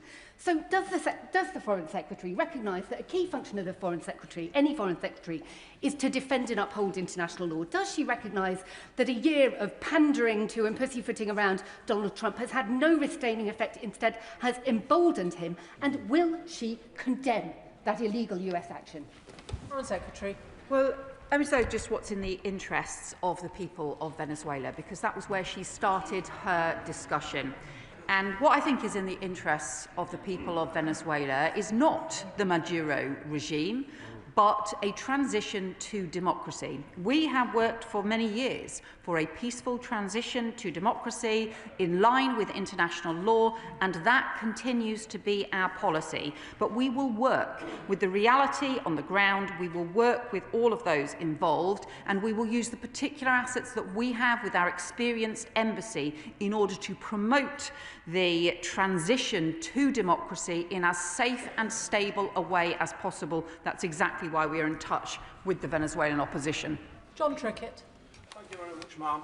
And can I say there were 3 conditions which the Foreign Secretary set to judging the transition: that it be peaceful, that it be complying with international law, and that it had the support of the Venezuelan people. All of those 3 conditions were broken by a lethal attack by a foreign power, planned not in Caracas but in Washington, and in breach of the UN Charter. But can I ask the Foreign Secretary to turn her mind for a second to advise the House on her reaction to the President's idea that he's going to seize the Venezuelan oil and turn Venezuela state into a colony? None of those things can be part of any Labour government supporting them. Well, I would say to my honourable friend is the Maduro regime did not have the support of the Venezuelan people. That was the consequence of the July 2024 election, for which they have continually refused to publish the results because of all of the evidence that Maduro had lost the election. And also, we have been very clear that the oil in Venezuela should be to the benefit of the Venezuelan people. That is what's most important now. Sir Geoffrey Clifton-Brown. Thank you, Madam Deputy Speaker. The Foreign Secretary has repeated time after time today that she believes in the rules-based system. Therefore, will she argue for that vociferously at the United Nations so that the world knows what British values are? Will she also discuss with the American administration a realistic plan to get Venezuela into a democracy and make it clear, as she's just said, that the oil benefits the Venezuelan people and no one else? Secretary. So I think yes is the answer to his questions. We are continuing to raise and promote international law through the United Nations and the Security Council, also continuing to raise the importance of international law with the US administration on a range of different issues, and also continuing to argue for a democratic transition in which Venezuelan assets should be used for the Venezuelan people. After the next contribution, I'm going to come to Steve Darling from the Liberal Democrats. Kim Johnson. Thank you, Madam Deputy Speaker. If the Foreign Secretary believes that the rule-based order is important, then why has she and the Prime Minister not condemned the actions of Trump? And does she agree with me that he's nothing more than a megalomaniac and this is imperialism by another name? Secretary. Well, again, what I would say is the Maduro regime has been deeply damaging for the people of Venezuela. We don't shed a tear for the end of the Maduro regime. We do believe, however, that it is essential that we get a peaceful transition to democracy in line with the rule of law and in line with international law. That is what we have continued to argue for over many years and are continuing to argue for now, because that is what is in the interests of the Venezuelan people. Steve Darling. Thank you, Madam Deputy Speaker. And with Donald Trump taking a leaf out of the Putin playbook and becoming an international gangster in the Americas, what assurance can the Secretary of State give this chamber that the coalition of the willing to protect Ukraine will become the coalition of the capable to defend Ukraine? Foreign Secretary. Well, again, I really would advise members against somehow suggesting there is equivalence between what happened this weekend and Putin's brutal invasion of Ukraine. The kidnapping of thousands of children in Ukraine, the targeting of a democratically elected President Zelensky, and the continued war in Ukraine, where we will continue to work with the US in defence of Ukraine. That is why we are pursuing the issue of security guarantees as part of NATO, as part of our transatlantic alliance, which is immensely important to the security of the UK and to the security of Ukraine. Steve Witherden. Thank you, Madam Deputy Speaker. President Trump has behaved like a member of a criminal gang, bombing Venezuela, a sovereign country, kidnapping its head of state and his family, and killing many in the process. Where next? Colombia, Cuba, Mexico, Panama, Greenland? Here? Does my right honourable friend agree that if we do not stand up to deviants and bullies like Trump, they will only be emboldened to repeat their illegal acts elsewhere? I'll just point out to my honourable friend that Maduro was not a recognised head of state by the UK government and by many governments, not least because of the deep corruption, the refusal to respect the July 2024 election, and the deep damage that he had done, including now being investigated for crimes against humanity. And also the impact, he talked about the impact on neighbouring countries. Neighbouring countries have also suffered deep damage as a result of the Maduro regime allowing criminal gangs to operate so extensively from Venezuela, and also the rapid migration of so many people from Venezuela as a result of the crisis. David Reid. Thank you, Madam Deputy Speaker. I've listened to the Foreign Secretary now for the last hour and a half, and I'm still completely unclear what the government's foreign policy position is on Venezuela. So I'll ask a more direct question. Does the Foreign Secretary agree with the United States Don Road doctrine? Foreign Secretary.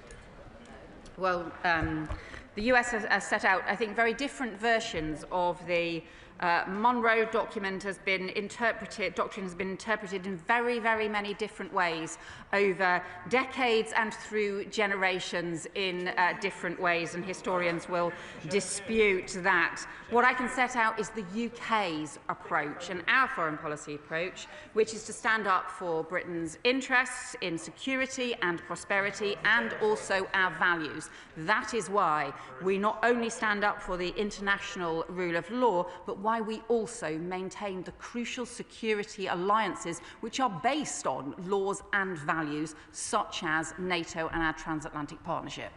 Justin Madders. Thank you, Madam Deputy Speaker. I think the Foreign Secretary has set out how it's possible not to shed a tear for Maduro's removal, but also to be concerned about upholding international law. And in that regard, this should not be seen as a green light for Greenland.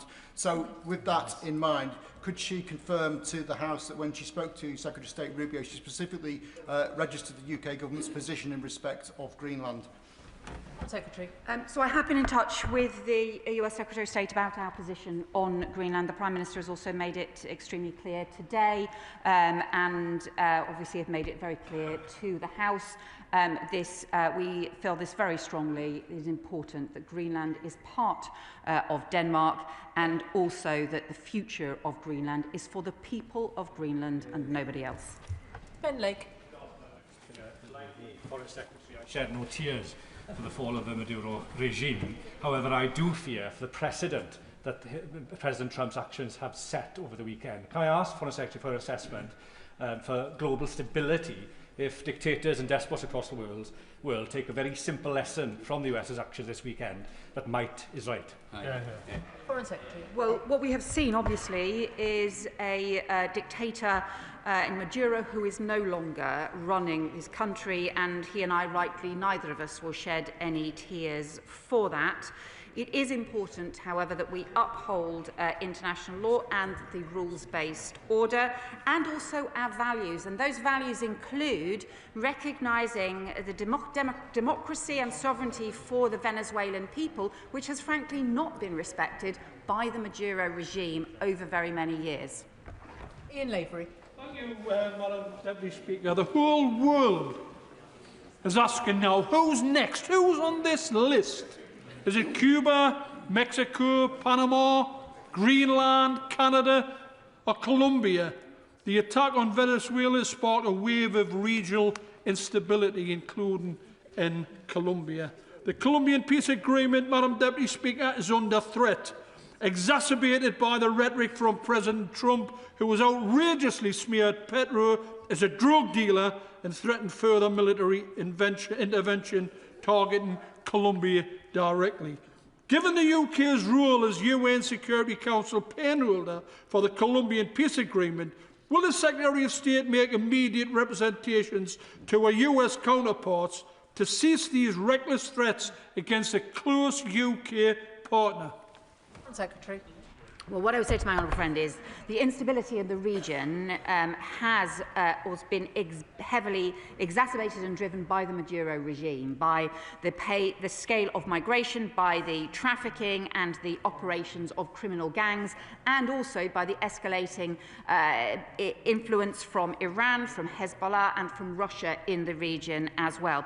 On Colombia, he rightly says we are the penholder and we support the peace process that was agreed, and we have worked closely with the Colombian government on sustaining that peace process. We believe that is extremely important. We will do that through the UN and through with all our allies, and we will continue to do so.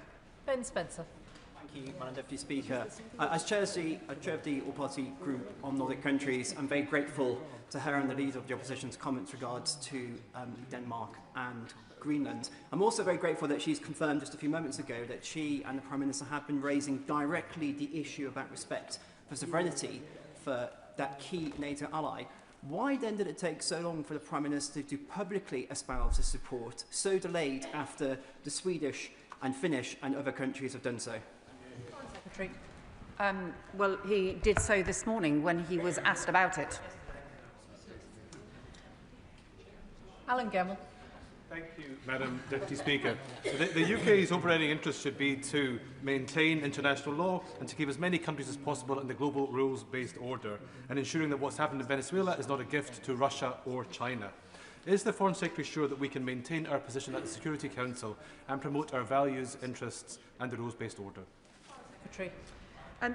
That is what we need to continue to do. The approach of progressive realism that my predecessor set out as part of our manifesto was about how we pursue our values, but also how we recognise the world as it is, which is sadly often not the way we want it to be. How we continue to pursue those values in the most effective way, both publicly and privately through our alliances, and how we make sure that our foreign policy and our decisions are guided by international law.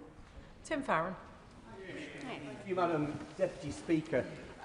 Britain is historically America's best friend, and best friends tell their friends when they are acting appallingly.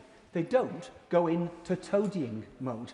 As my right honourable friends have mentioned already, in 2003, in this House, a Labour government voted with Conservative support to illegally invade Iraq. And the consequences was the undermining of international law, the emboldening of despots around the world, and Britain's security and safety and significance massively degraded. Have we learnt nothing from that lesson of nearly 25 years ago? And have we not learnt the one lesson above all of history? And that is, if you appease bullies, you soon become their victims. Well, let me just say again to the honourable member, I think the continual sort of false equivalence with other issues around the world does not help any of the arguments and the issues that we are dealing with. We have an important issue now in terms of what happened in Venezuela. The operations that took place over the weekend, the UK was not a part of. We have set out a different foreign policy approach to Venezuela based on peaceful transition, support for democracy and the promotion of the international law, which we will continue to do. But it is right that we do that in response to the world that we are in, to the alliances that we need to build in order to pursue our values and our interests, and in this case, in the case of Venezuela, to pursue democracy for Venezuela. Alex Sobel. Thank you, Madam Deputy Speaker. Democracy and human rights are sacrosanct. A new great game is replacing the international rules-based order, where might beats what is right. Does the Secretary of State share my concerns that our allies in Ukraine, Taiwan and elsewhere are less secure now than they were a week ago?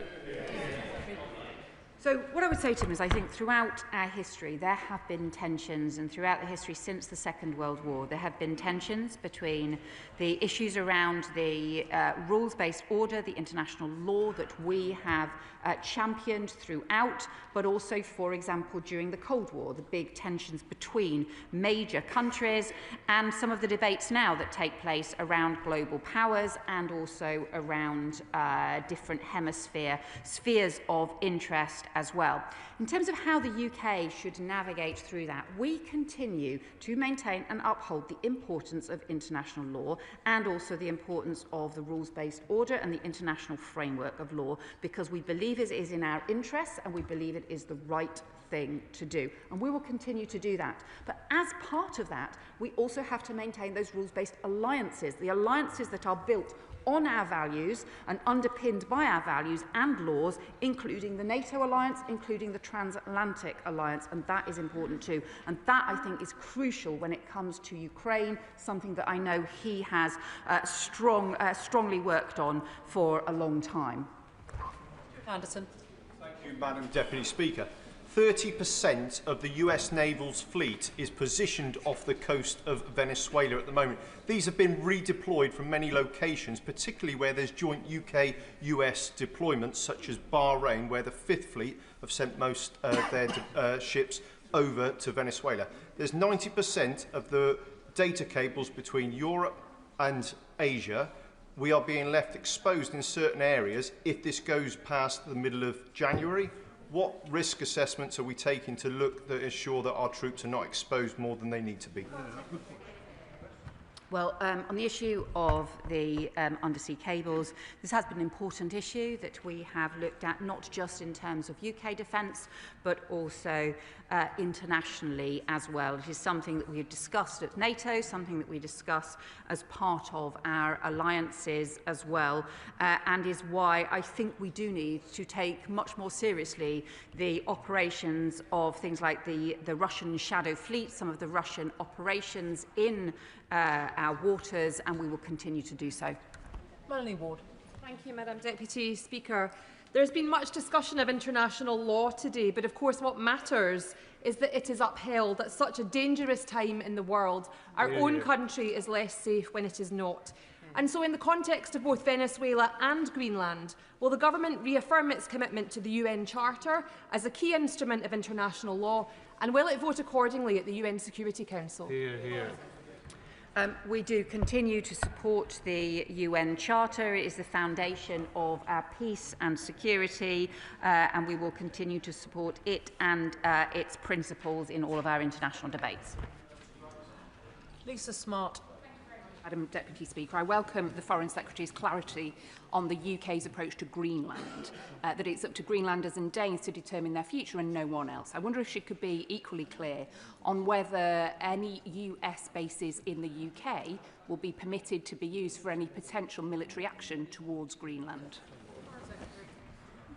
Well, we don't want to see any military action on Greenland, and that should not arise because this is a fellow NATO country. We are NATO members, and all together we should work on our security together. Just as an update to members, I'm only going to run this statement until 15:15, so questions and answers will need to be very short if everyone's going to get in. And the second statement will probably only get about 45 minutes. Clive Efford. Speaker, my honourable friend for Blythe and Ashton has already raised the issue of the threat to Colombia, and the Secretary of State has set out quite correctly that we are the pen holder at the United Nations for the peace accord that was achieved in 2016, achieved after protracted negotiations between warring factions, and it's heavily based on our own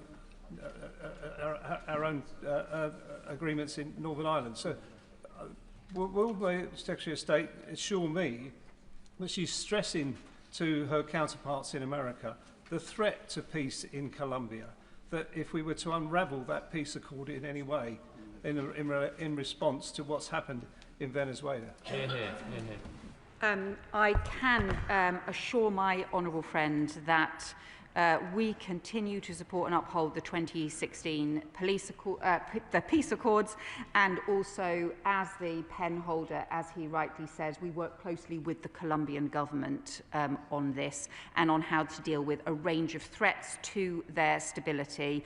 I will also recognise, of course, the Maduro regime did contribute to that instability in Colombia as a result of both the migration and the criminal operations, but we will continue to work with the Colombian government.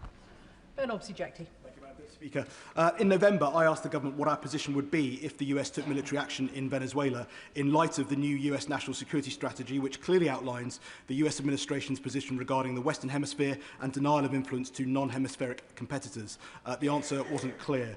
So, following her discussion with Secretary Rubio, what assessment has she made that Venezuela may be the first domino in a chain across Central America that ends with Mexico? And also, if we don't now recognise Delcy Rodriguez as the legitimate president, is she one of the individuals we've already sanctioned? We want to see regional stability. We want to see calm and stability across the region and partnership working between nations. I think that is crucial. In terms of Delcy Rodriguez has clearly been part of the Maduro regime for a long period of time, and that is why we believe that there needs to be a transition to democracy in Venezuela that engages all of the different opposition parties and all of the different players within Venezuela, and that is what we will work to do, and that is what I have discussed with Secretary Rubio. Torquil Crichton. Madam Deputy Speaker, and can I thank the Foreign Secretary for her statement and for her stamina. And over that last hour and 40 minutes, no one has regretted the downfall of Nicolas Maduro. But notwithstanding what the Secretary of State has talked about, this tension between practical, progressive realism and political principle, few of us can condone his kidnapping to stand trial in the domestic courts of another country. This is all the hallmarks of a treacherous deal between the remnants of the Maduro regime and the United States. But does the Secretary of State also accept that it signals the end of the rules-based international order, and the fraying of that order benefits not our friends in the West, but our foes in the East as well? So, I think I would just reiterate the point that I've made about there have always been challenges and strains around frameworks of international law and the realities of particular issues in different parts of the world. We, as the UK, have always argued for the maintenance of that rules-based order, but also on some of the alliances that uphold that rules-based order. And for us, one of those alliances is the transatlantic one as well. So that means we need both to maintain support for the rules-based order and to maintain some of the crucial partnerships that have upheld that rules-based order. And we need to be able to do both. Sarah Sultana. Deputy Speaker. 2 days ago, the United States carried out an illegal and unprovoked military attack on Venezuela, killing at least 40 people. During that attack, the Venezuelan president and his wife were abducted from their home and taken to the US on bogus drug-related charges. This Labour government is now refusing to assess whether this is legal. So I ask the Secretary of State this. If a foreign power accused the British Prime Minister of breaking its domestic law, bombed targets in the UK, killed dozens of British citizens and abducted the Prime Minister and his wife in the middle of the night, would the government be able to say that was legal? Or is international law only something that applies when Donald Trump says it can? And in that case, is the Prime Minister and this Labour government anything more than Donald Trump's poodle? So I think the honourable member seems to be making an equivalence between the Maduro regime and the democratically elected UK Prime Minister. I just think that this equivalence thing is just really inappropriate, and we should recognise both the huge damage that the Maduro regime has done, and including the fact that it is under investigation by the International Criminal Court for crimes against humanity. Just to give an update on my previous announcement that this statement will now run its course because the backbench business debate has been postponed for a future date. Calvin Bailey. Speaker, the Maduro government had no democratic legitimacy, but a return to gunboat diplomacy and strongman-led spheres of influence is not in our national interest. The rules-based international order is not teetering, but it is collapsing. This is disastrous, but we cannot just bemoan it. We must respond to this threat by building up the coherence of our own bloc, which is Europe. Does the Foreign Secretary agree that these developments demonstrate that the absolute priority must be not on noises off, but on deepening our connections, hard and soft, with our own continent? Well, I think we should strengthen our European partnerships. That's what we have been doing. We should also strengthen our own investment in defence. Again, that is what we are doing. But I also think that the transatlantic partnership remains important. It is what we will be discussing this week with the Americans as part of discussing the security guarantees for Ukraine. Those security guarantees that we have been discussing involving the US are also about the security of Europe, the security of Ukraine, security of the UK, and ultimately the upholding of international law. Monica Harding. Madam Deputy Speaker, does the Foreign Secretary agree that failing to call out your allies publicly when they violate international law, alongside one's enemies, which is easy, weakens adherence for international law fundamentally? And therefore, will she denounce in this chamber the US's illegal actions in Venezuela and the snatching of its President, however vile? And will she confirm that if it comes to a vote at the UN Security Council, that the UK will stand up for international law and will not abstain? Well, the UK continues to argue for international law, to ensure that international law guides and frames the decisions that we take as part of our foreign policy, and I have directly raised the issues of international law, particularly around Venezuela, with the US Secretary of State, and we continue to do so. Upholding international law also means upholding some of the alliances that sustain that international law, and that is what we will continue to do. Rachel Maskell. Deputy Speaker, in order to hold up international law, it's important that there's robust accountability on two fronts. Firstly, on how we use the intelligence that we have as a country ahead of actions being taken. I wonder if the Foreign Secretary can say how she used the UK intelligence before this operation, but also the accountability after an event, and how we will call the US President to account in the light that he is a sitting member of the UN Security Council. Well, the UN Security Council has obviously been discussing Venezuela today. That is what the UN Security Council would expect the UN Security Council to do on a significant issue. We have, obviously, she will know, a deep intelligence cooperation, security cooperation with Five Eyes countries. On this particular operation, we were not involved and also not informed in advance, and nor were other countries. Mike Martin. Thank you, Madam Deputy Speaker. The US has abducted the leader of Venezuela, yet the government can't say whether it's legal or illegal. Let's try an easier one, Madam Deputy Speaker. If the US were to abduct the Premier of Greenland, would that be illegal or illegal?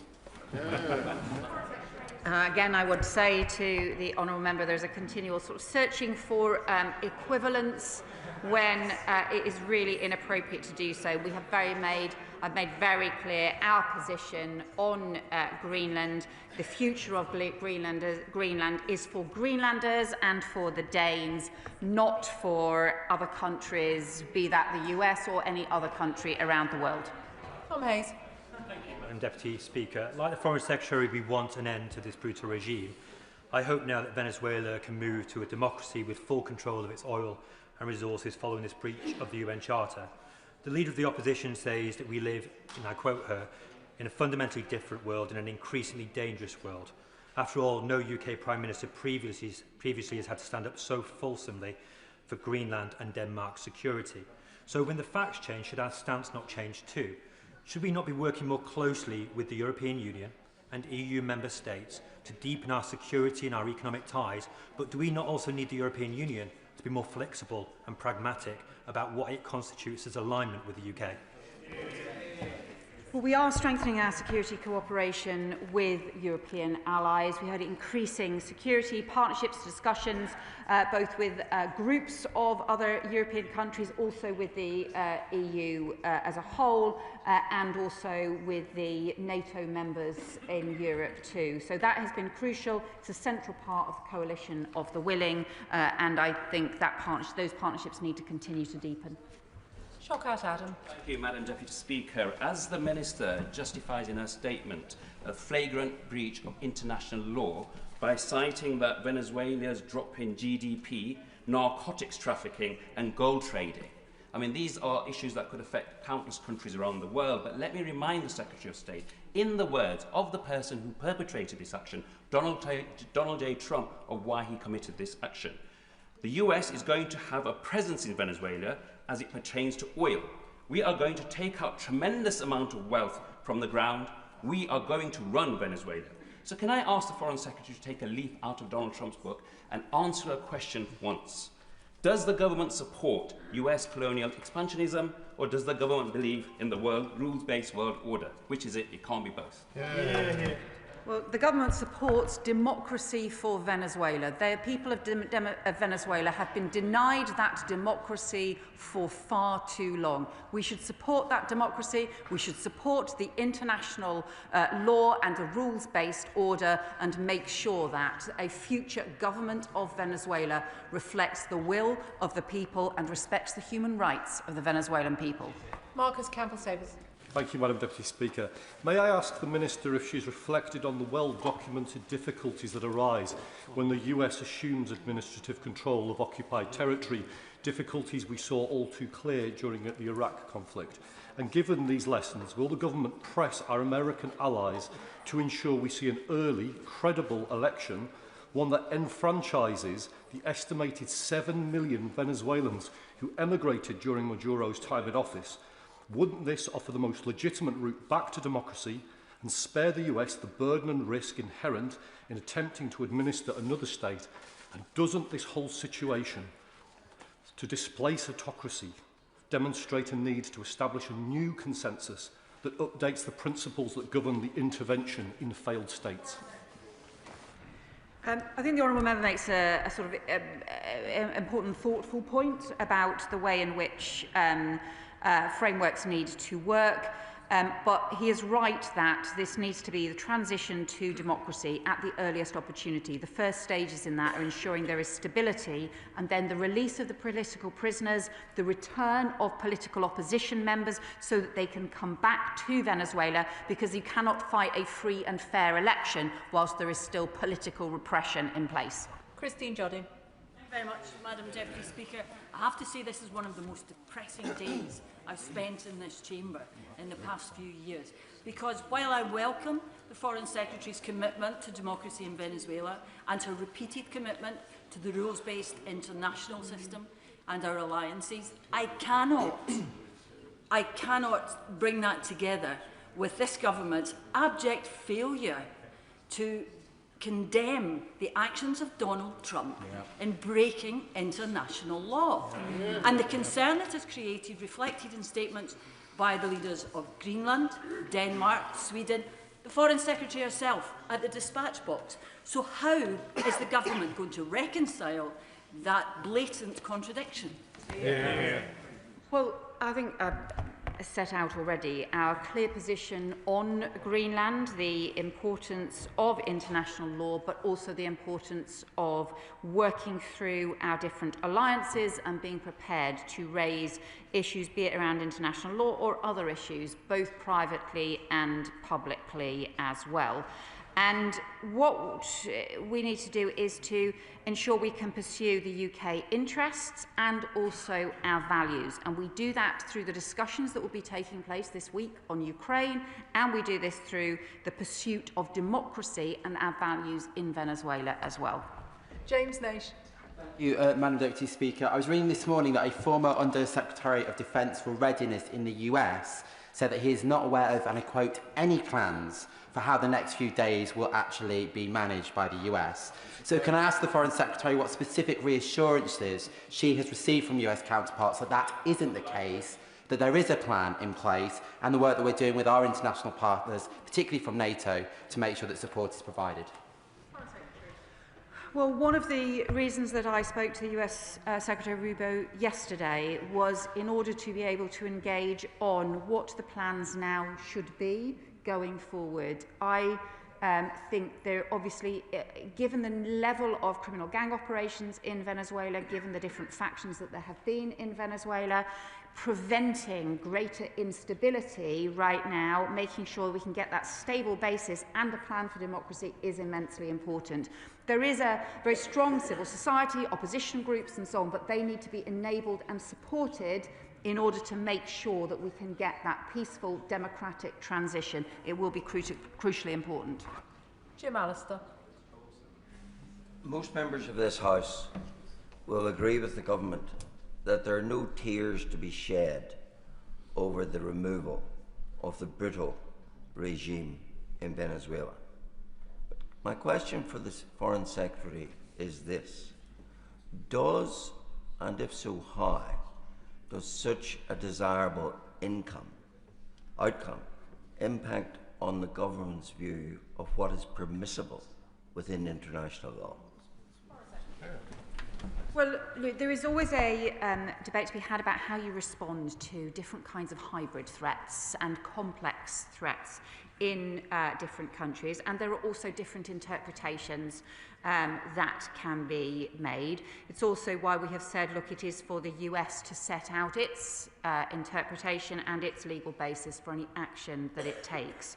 But we continue to promote the importance of the international law as it is set out and the UN Charter. He will know there are other areas where we have argued for example, reforms to the interpretation of the ECHR, for example, other areas of international law for other reasons to modernise, but we continue to stand up for the principles of the UN Charter. Paul Wall. Madam Deputy Speaker, from state-sponsored assassination attempts to illegal invasions, in recent years we've seen an alarming rise in the number of countries that are behaving like rogue states, including countries that are members of the permanent members of the Security Council, and I name Russia, given what happened on British soil in Salisbury. But does she agree with me that actually the international rules-based order and international law should be a fundamental principle and practice of the UK, and that's something that we expect other countries to uphold in all circumstances? I do completely agree with my honourable friend, and sometimes it could feel right now as if the rules-based order is under particular threat and challenge, and that was a point I raised before Christmas in the Locarno speech. I would say that I think it probably has been under challenge before, and it has endured, partly because countries like the UK have continued to advocate for it, and we must continue to do so. Callum Miller. Thank you, Madam Speaker. The people of Greenland are concerned today, and I welcome the Foreign Secretary's statement earlier that the UK bases that are used by the US Air Force will not be used for any attack on Greenland. Could she please confirm that she will make that clear to Secretary of State Rubio the next time they speak? Let's be really clear that we are all members of NATO. The UK, Denmark, the US. That is why it is so important that we continue to ensure the sovereignty of Greenland and of Denmark, and why we have made our views on that particularly clear to the US. Patricia Ferguson. Thank you, Madam Deputy Speaker, and I very much welcome the Foreign Secretary's statement this afternoon. And I would agree with her that Maduro was a corrupt dictator who frankly cared nothing for the lives of his own people. And I welcome the Foreign Secretary's comments about the importance of upholding international law. So does the Foreign Secretary agree with me that if we believe in a world order with clear rules about sovereignty, we cannot pick and choose when those rules do and do not apply? Otherwise, what is to stop others with further bad intentions from taking advantage of that situation and of following suit? Well, again, let me say we continue to support the international law and to promote it both publicly and privately with our allies, and also to pursue the alliances and to sustain the alliances which are important as underpinning parts of the rules-based order. That does include our NATO alliance, it includes our transatlantic alliance, and we maintain those long-standing partnerships as well as part of upholding international law. Danny Kruger. Thank you very much indeed, Madam Deputy Speaker. The Biden administration offered a $25 million reward for the capture and detention of President Maduro. And this country has passively supported regime change in Venezuela since we froze the gold reserves held at the Bank of England in 2019. So now that President Trump has followed through on the implicit policy of both our countries and achieved the outcome that the whole world wanted, can the Foreign Secretary tell the House what conditions will need to be met for the money that is owned by the Venezuelan people to be returned by the Bank of England? Well, as he rightly points out, successive governments have not recognised the Venezuelan regime. That is the basis on which the independent Bank of England took its decision. We continue not to recognise the Venezuelan regime because it's important that we have the pressure in place to have a transition to a democracy, which is also about the will of the Venezuelan people. So obviously there are independent decisions for the Bank of England to take, but our principles are about maintaining and pursuing the stability and the transition to democracy, and that is what is guiding our approach to recognition. Dr. Scott Arthur. Thank you, Madam Deputy Speaker, and I do thank the Foreign Secretary for her statement. She's been getting lots of advice in response, but I don't think any of us really envy her position. And I thank her as well for talking to the Leader of the Opposition, Maria Corina Machado. I think it's absolutely the right thing to do. She did outline how she's spoken to Secretary of State Rubio about a transition to democracy. So I guess the key question is there any kind of timeline associated with that? And on recognition of a Venezuelan government, will that only happen once it has a democratic government actually elected? So we don't have the timelines for this currently. And what the opposition, the Venezuelan opposition, have said is the first step has to be an end to political repression, the release of political prisoners, and also the return, the safe return to Venezuela of opposition politicians, because without that you cannot have free and fair elections. So that is the first step we are pressing for, is an end to the political repression, and that is what we are urging the transition Vice President, now acting President, to do. Dr. Al Pinkerton. Thank you, Madam Deputy Speaker. There's an old warning from Benjamin Franklin. If you do not hang together, you will hang separately. Given the events in recent days in Venezuela, given the active threats against Cuba and Mexico, and in the past Canada and today Greenland, can I ask the Foreign Secretary, where is the line? What is the Rubicon now for the United Kingdom the crossing of which that would force us to recognise that our silence today will only lead to greater challenge tomorrow? And is it not time that we hang together with our values-based allies to stand up against Trump's colonial possession-taking in Central America, whether or not it's in the Western Hemisphere or elsewhere? Yeah. Well, I think, the equivalence across different countries is the wrong approach to take. I think that also does not recognise the scale of damage done by the Maduro regime, and also that what we need to do in order to promote international law is also to promote some of the partnerships that underpin it. It's why we need to work closely, not just with the coalition of the willing that is meeting tomorrow to discuss Ukraine, but also to ensure that there are US security guarantees, which is an important part of our security alliance with the US, and also that on Greenland we and other European countries have made our position clear. Iqbal Mohammed. Thank you, Madam Deputy Speaker. The unstoppable machine of American imperialist invasions has killed millions in Iraq, Afghanistan, Libya and Syria, from aiding and arming and abetting a genocide in Palestine to now the invasion and abduction of a leader in Venezuela for oil, minerals, gold, and to protect the petrodollar. This has nothing to do with democracy or narco-terrorism. With ongoing threats to Greenland, Cuba, Colombia and Mexico, the list of gangsterish aggression continues unopposed. Has the global rule-based order now collapsed, or did it ever even exist for Western warmongering powers? Well, I just strongly disagree with the honourable member's characterisation. We have a strong security partnership with the US and with other countries, not just through NATO, but also a direct security partnership, and the US is our strongest security ally. But that alliance is also based on values and based on principles as well. We build that relationship, or we continue to sustain that relationship as part of our support for and continued respect for international law.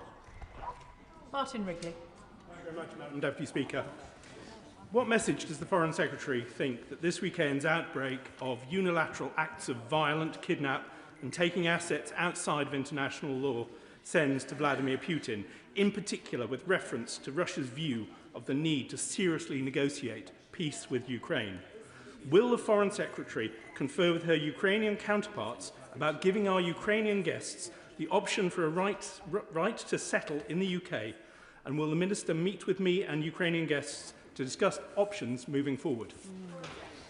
Well, I just think fundamentally it is wrong to make any kind of equivalence between what is happening in Venezuela and what is happening in Ukraine. These fundamentally different, and the US is playing a hugely important role in pursuing a peace process for Ukraine and also in the discussions around security guarantees, which again is immensely important. He raises the issue of Ukrainians living in the UK. As he well may know, we have a Ukrainian family continuing to live with us, and I take this issue extremely importantly. He will also then recognise, however, this is now a matter for the Home Secretary and not for me as the Foreign Secretary. Sammy Wilson. Speaker, the Secretary of State is right that no one should shed any tears at the end of Maduro's rule. Would it surprise her that Sinn Féin, first of all, defended the fraudulent election as being electorally robust and then attended the inauguration event for the President in order to show what they said, solidarity with him, highlighting once again how they're still wedded to criminality and to terrorism. But there's an opportunity now that the Americans have done good for the Venezuelan people by removing the corrupt cancer which so damaged their country. Can she outline what steps can our country take to ensure that democracy is restored in Venezuela? And from her discussions with the Americans, how much will they cooperate with us in that venture? I think no one should be defending the Maduro regime. I've talked specifically to the US Secretary of State about the transition to democracy. The US have said that this is important, but we need to make sure that those conditions are in place, starting with the ending of political repression. Cameron Thomas. President Maduro was illegitimate, but Donald Trump's illegal incursion into Venezuela puts him in the company of Vladimir Putin and will embolden President Xi's ambitions for Taiwan. More pressing for the UK is that a repeatedly threatened occupation of Greenland would see Putin's ambition for NATO's disintegration come to pass.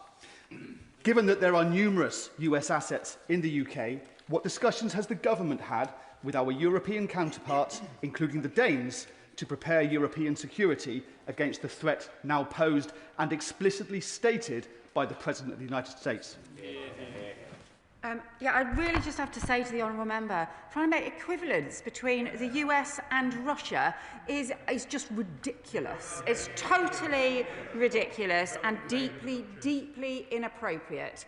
A country where we have seen the Russian invasion of Ukraine and also the kidnapping of Ukrainian children, and in contrast, our relationship with the US, in which they are discussing now security guarantees for Ukraine. I think that's hugely important.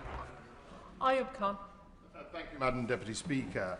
Absent international rule-based order leads to chaos, and we all know that within chaos there is order, and sadly, that order is where the strongest survive and the most vulnerable and weak die, neither just nor morally right. So I ask the Foreign Secretary, how can we be both champions and advocates for international rules-based order, yet wholly equivocal when it comes to calling out this flagrant breach of international law? Hear, hear. Well, we have set out our continued commitment to international law and also the importance of maintaining some of the underpinning alliances, rules-based alliances that are so important for sustaining the rules-based order. It's why we will continue to argue for international law and also to continue to maintain things like the NATO alliance and the partnership, and why we will continue to raise these issues both publicly and privately with our allies. Daisy Cooper. Thank you, Madam Deputy Speaker. The President Trump's actions are not about drugs, they are about oil. They are not about regional stability, they are about regional dominance. And they are not about upholding the law, they are about breaking it. The Foreign Secretary has said that the government has been clear, but she has not been clear on any of those 3 points. The world has changed this weekend, and it will change again very quickly. So can the Foreign Secretary say whether there is a single strategic decision or practical step that this government has taken in the last 72 hours to shore up our national security or that of our allies, especially Denmark? Well, we've got discussions going on the coalition of the willing, the preparations for them as we speak, the discussions being taken tomorrow. Those are all about strengthening our national security as part of strengthening Ukraine's national security. Adnan Hussain. Thank you, Madam Deputy Speaker. The Foreign Secretary repeatedly emphasises the government's commitment to international law. I, as I'm sure with many of my colleagues across the House, remain confused as to the Foreign Secretary's position in respect of President Trump's actions in Venezuela, whether they were in line with international law, and whether she believes breaching a nation's sovereignty is indeed a breach of international law and order. It could simply be a yes or a no. Well, as I have said, we won't shed a tear for Maduro and for his deeply damaging regime. It is for the US to set out the legal basis of their actions, which we were not involved in. We will promote now the democratic transition, which is something we have continually argued for as part of the policies that we have set out over many years on Venezuela, and we will continue to stand up for international law. Josh Babarindi. Madam Deputy Speaker, throughout this statement, the Foreign Secretary appears to have taken comfort in the UK not having been involved in the US's illegal attack in Venezuela. But the Foreign Secretary cannot escape the reality that for as long as this government fails to call out Trump for his actions, this government is complicit in his demolition of the international rules-based order. So when will the government put its head above the parapet in the spirit of the likes of Charles Kennedy back in 2003 and condemn the US President's attempt to turn our world into his Wild West? Well, again, I would say to the honourable member that he shouldn't make false equivalents in different situations, and that would be inappropriate to do so. We will continue to work with the US in the discussions this week on the defence of Ukraine, which is in itself about maintaining international law and the rules-based order, just as we will also continue to raise issues around international law in our private discussions with them and in public debates as well. Ms Coughlin. Madam Deputy Speaker, few of us regret the departure of Maduro, but many of us are alarmed by the breach of international law. But I am most alarmed by Trump's concurrent threat to Greenland and his previous threat to Canada. The Foreign Secretary says that she likes to deal with the world as it is. So precisely how many NATO allies does Donald Trump have to threaten until the government recognises that Donald Trump is a clear threat to the survival of liberal democracy in the 21st century? We are working with the US administration on support for Ukraine, which is about support for a democratic sovereign state that has been threatened by and invaded by an authoritarian Russian regime. And it is the US that is pursuing peace, that is also discussing security guarantees for Ukraine. So I really do think his characterisation of the world we are in is just wrong. James McCleary. Madam Deputy Speaker. There has been widespread speculation in recent days and hours, in fact, about a possible US operation to seize a tanker which previously operated in Venezuela, which the United States has been pursuing, is now off the Irish coast. Any such operation would very likely involve UK air bases.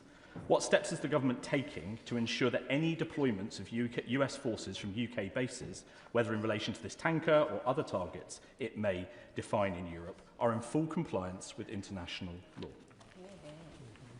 So we always ensure that any action that the UK takes is in compliance with international law. He will know that we don't, that those are issues for the Ministry of Defence also takes immensely seriously issues around international law as well, and it is for them to comment on the way in which international law is applied. Ian Solomon. Madam Deputy Speaker, at the weekend Donald Trump invoked the Monroe Doctrine. From her statement, the Foreign Secretary seems to accept that the UN Charter is secondary to great power spheres of influence in some cases. So what criteria does she use to decide when the Charter is trumped by 19th century thinking? And she's talked a lot about alliances today. The great game of alliances in the 19th century ended very, very badly. Well, that is why the alliances that we stand up for today are ones that are based on our values and long-standing rules and relationships. That is what the NATO alliance is. It is based on our values and is immensely important. I'm not sure if he is saying he disagrees with the NATO alliance. That's been the cornerstone of our security for a very long time. John Milne. Thank you, Madam Deputy Speaker. This government has bent over backwards not to criticise President Trump directly. But that only makes him think he can get away with more and more. If President Trump really does invade Greenland, it's the end of NATO, the end of the special relationship. So will the Foreign Secretary accept that the best way for us to protect Greenland today is to explicitly say that President Trump is indeed acting outside international law? Again, I think he wants to treat equivalents in a whole series of different situations. We have been very clear about our view on Greenland. The final question in this statement, Jim Shannon. Thank you, Madam Deputy Speaker. I definitely have the strongest legs in this chamber. I've been bothered for over 3 hours. Can I thank the Secretary of State very much for her statement and for her strong commitment as well. But will the Secretary of State further outline what support we can offer our US allies to ensure that democracy is restored or indeed is created in Venezuela? That nation has great potential to do so much good. And further, what support can our UK government offer to secure the daily needs of so many young people who have been ignored for many, many years and left in poverty for far, far too long? Thank you. I think he is right about the future of Venezuela and the future for these Venezuelan people, including young people in Venezuela who have been pushed into hardship, into poverty by the corruption of the regime and by the criminality of the regime. There is an opportunity now, but it is fragile. It is very fragile. We have to ensure that we can support stability in Venezuela and this transition to democracy, which is so crucial. Those are the points we will continue to make as part of our discussions with the US, and also that is the work that our embassy on the ground will continue to do. And that concludes the statement on Venezuela. I'd like to thank the Foreign Secretary who's taken over 90 questions and who's been on her feet for 2¼ hours. Thank you. We now move on to the next statement, which is the Middle East and North Africa. And if I can give the front benches just a few moments to swap round.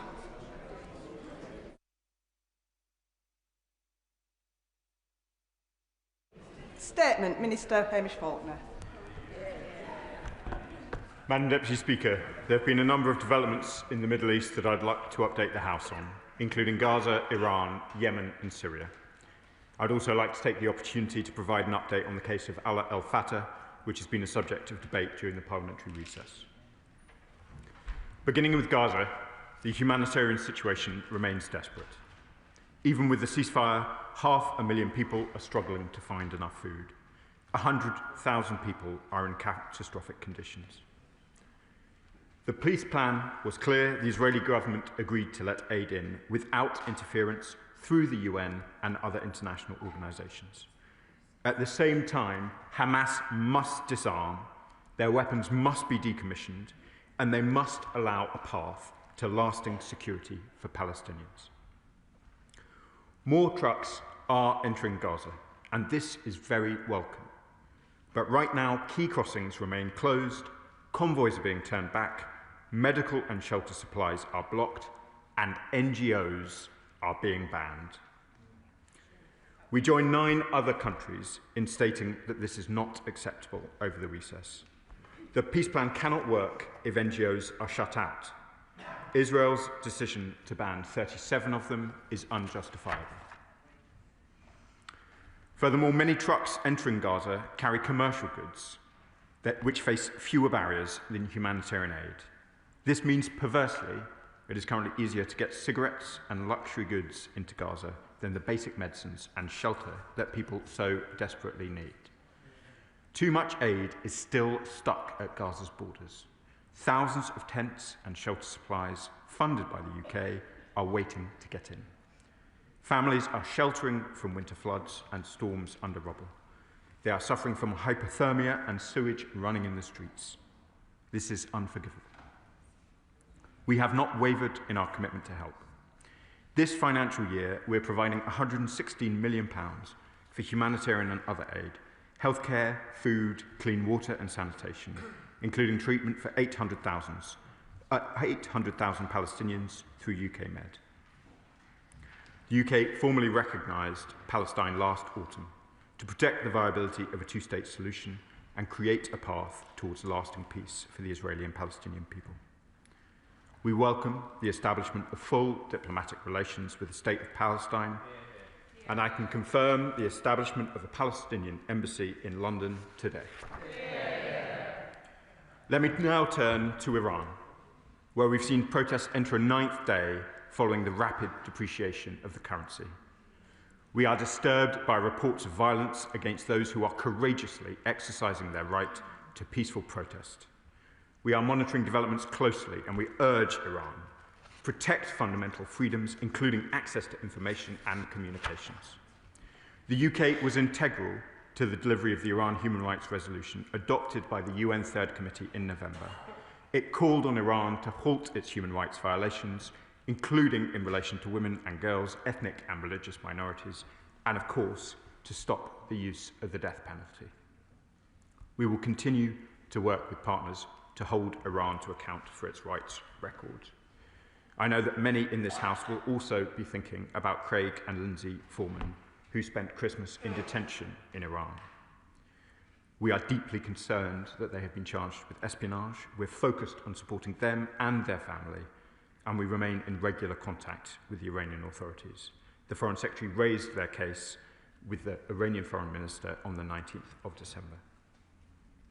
I also wish to provide the House an update on another consular case that has been in the spotlight for many years, Alaa El-Fatah. Supporting British nationals overseas is at the heart of the work of the Foreign Office, and the provision of that consular support is based on the circumstances of the case.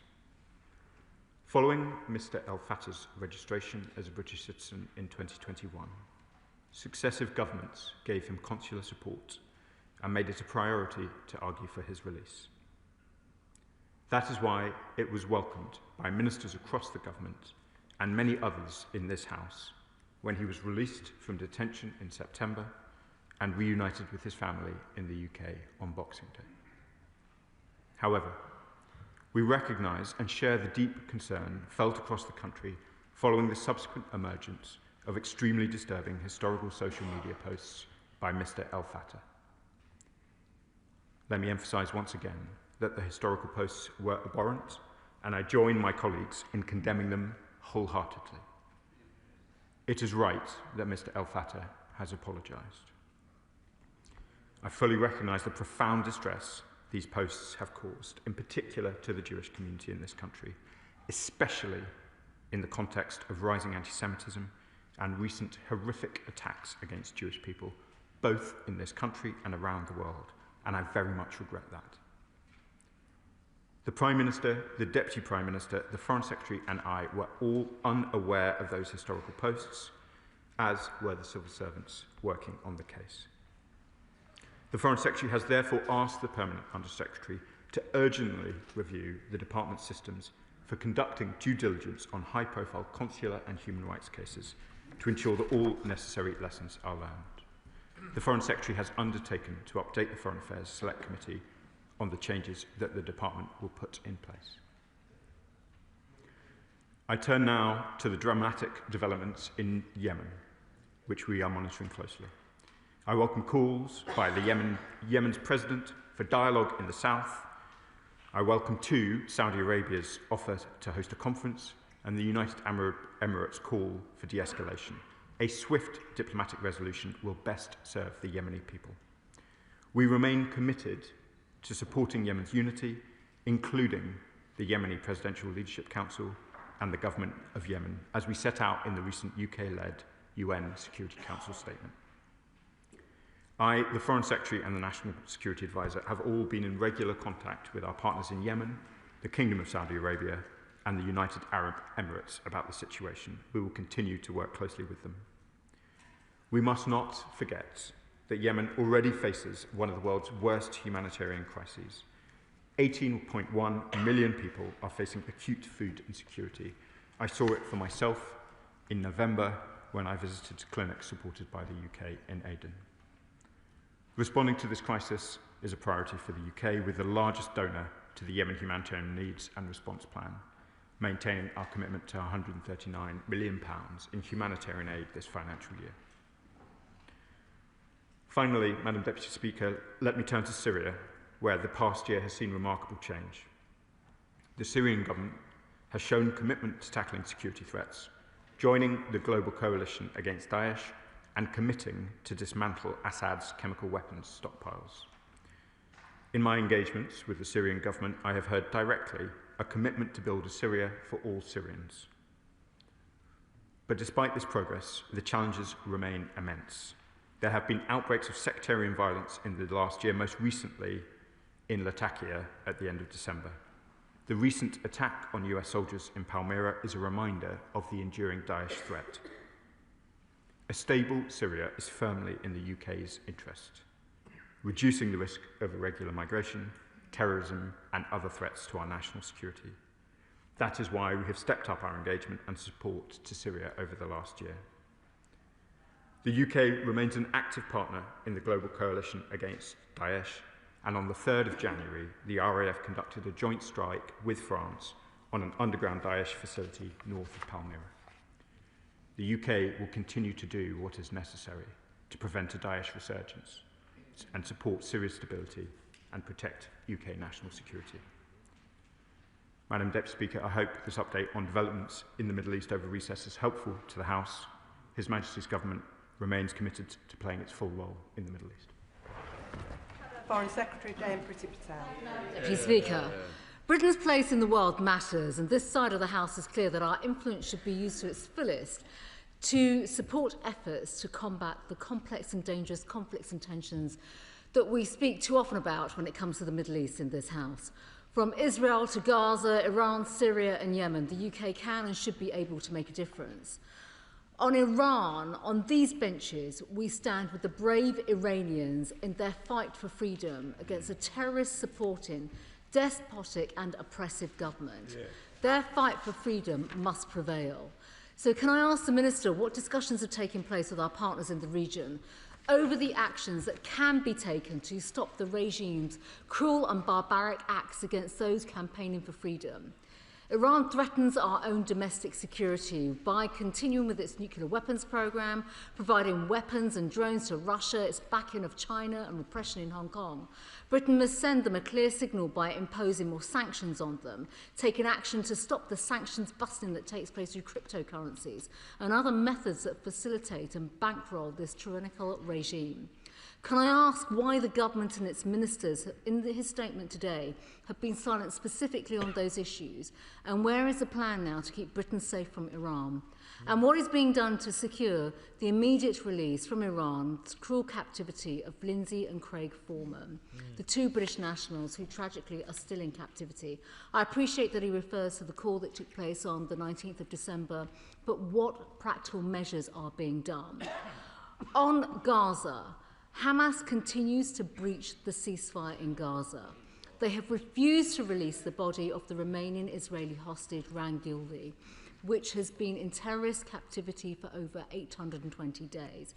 Can I ask the Minister what pressure is being put on Hamas to adhere to the terms of the ceasefire, to disarm and bring Ran back to his family? Will he also confirm, and he's mentioned this on aid, that 4,200 trucks are being delivered in aid to Gaza each week in accordance with the 20-point peace plan, then that is being overseen by COGAT and the CMCC? Is he meeting with CMCC and COGAT to see the operational delivery of this aid and the role that the United States is playing in securing this aid delivery? And on the licensing of NGOs, can the Minister confirm that the number of agencies that have been through the licensing programme, how many have been, and what contribution are they now making? We know and we understand, and we've heard so much in recent weeks and months about terrorists infiltrating aid agencies and diverting aid. So what discussions has he had with ministers within the Israeli government as well and his counterparts to work with them to find practical solutions that address the serious concerns that have been raised so that more aid can get through and is not compromised to terrorists? On reforms to the Palestinian Authority, why is the government still backing them with taxpayers' money while they continue with the pay-to-slay programme? And when will this practice stop? Turning to Yemen, I agree with the Minister's comments made about Yemen and the conflict and the humanitarian suffering.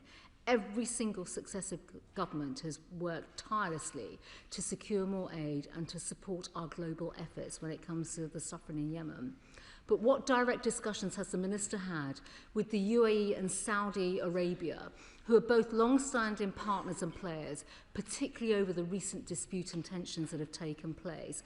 And is there a bridging role that Britain can play here? And what planning is underway with our partners in the region to respond to further threats from the Houthis? And on Syria, the targeted actions on Daesh were absolutely essential. But there are still many concerns about the stability when it comes to Syria. When will progress be made when it comes to tackling the sectarian violence, protecting minority rights, delivering the democratic transition? What quantity of chemical weapons has been disposed of? What measures are being taken to stop the criminality, the gangs, the drugs and the weapons? And finally, Madam Deputy Speaker, on the Al Fatah case, I welcome the way in which the FCDO in particular has now instigated this inquiry. Can I ask when this inquiry will be completed in terms of what has happened?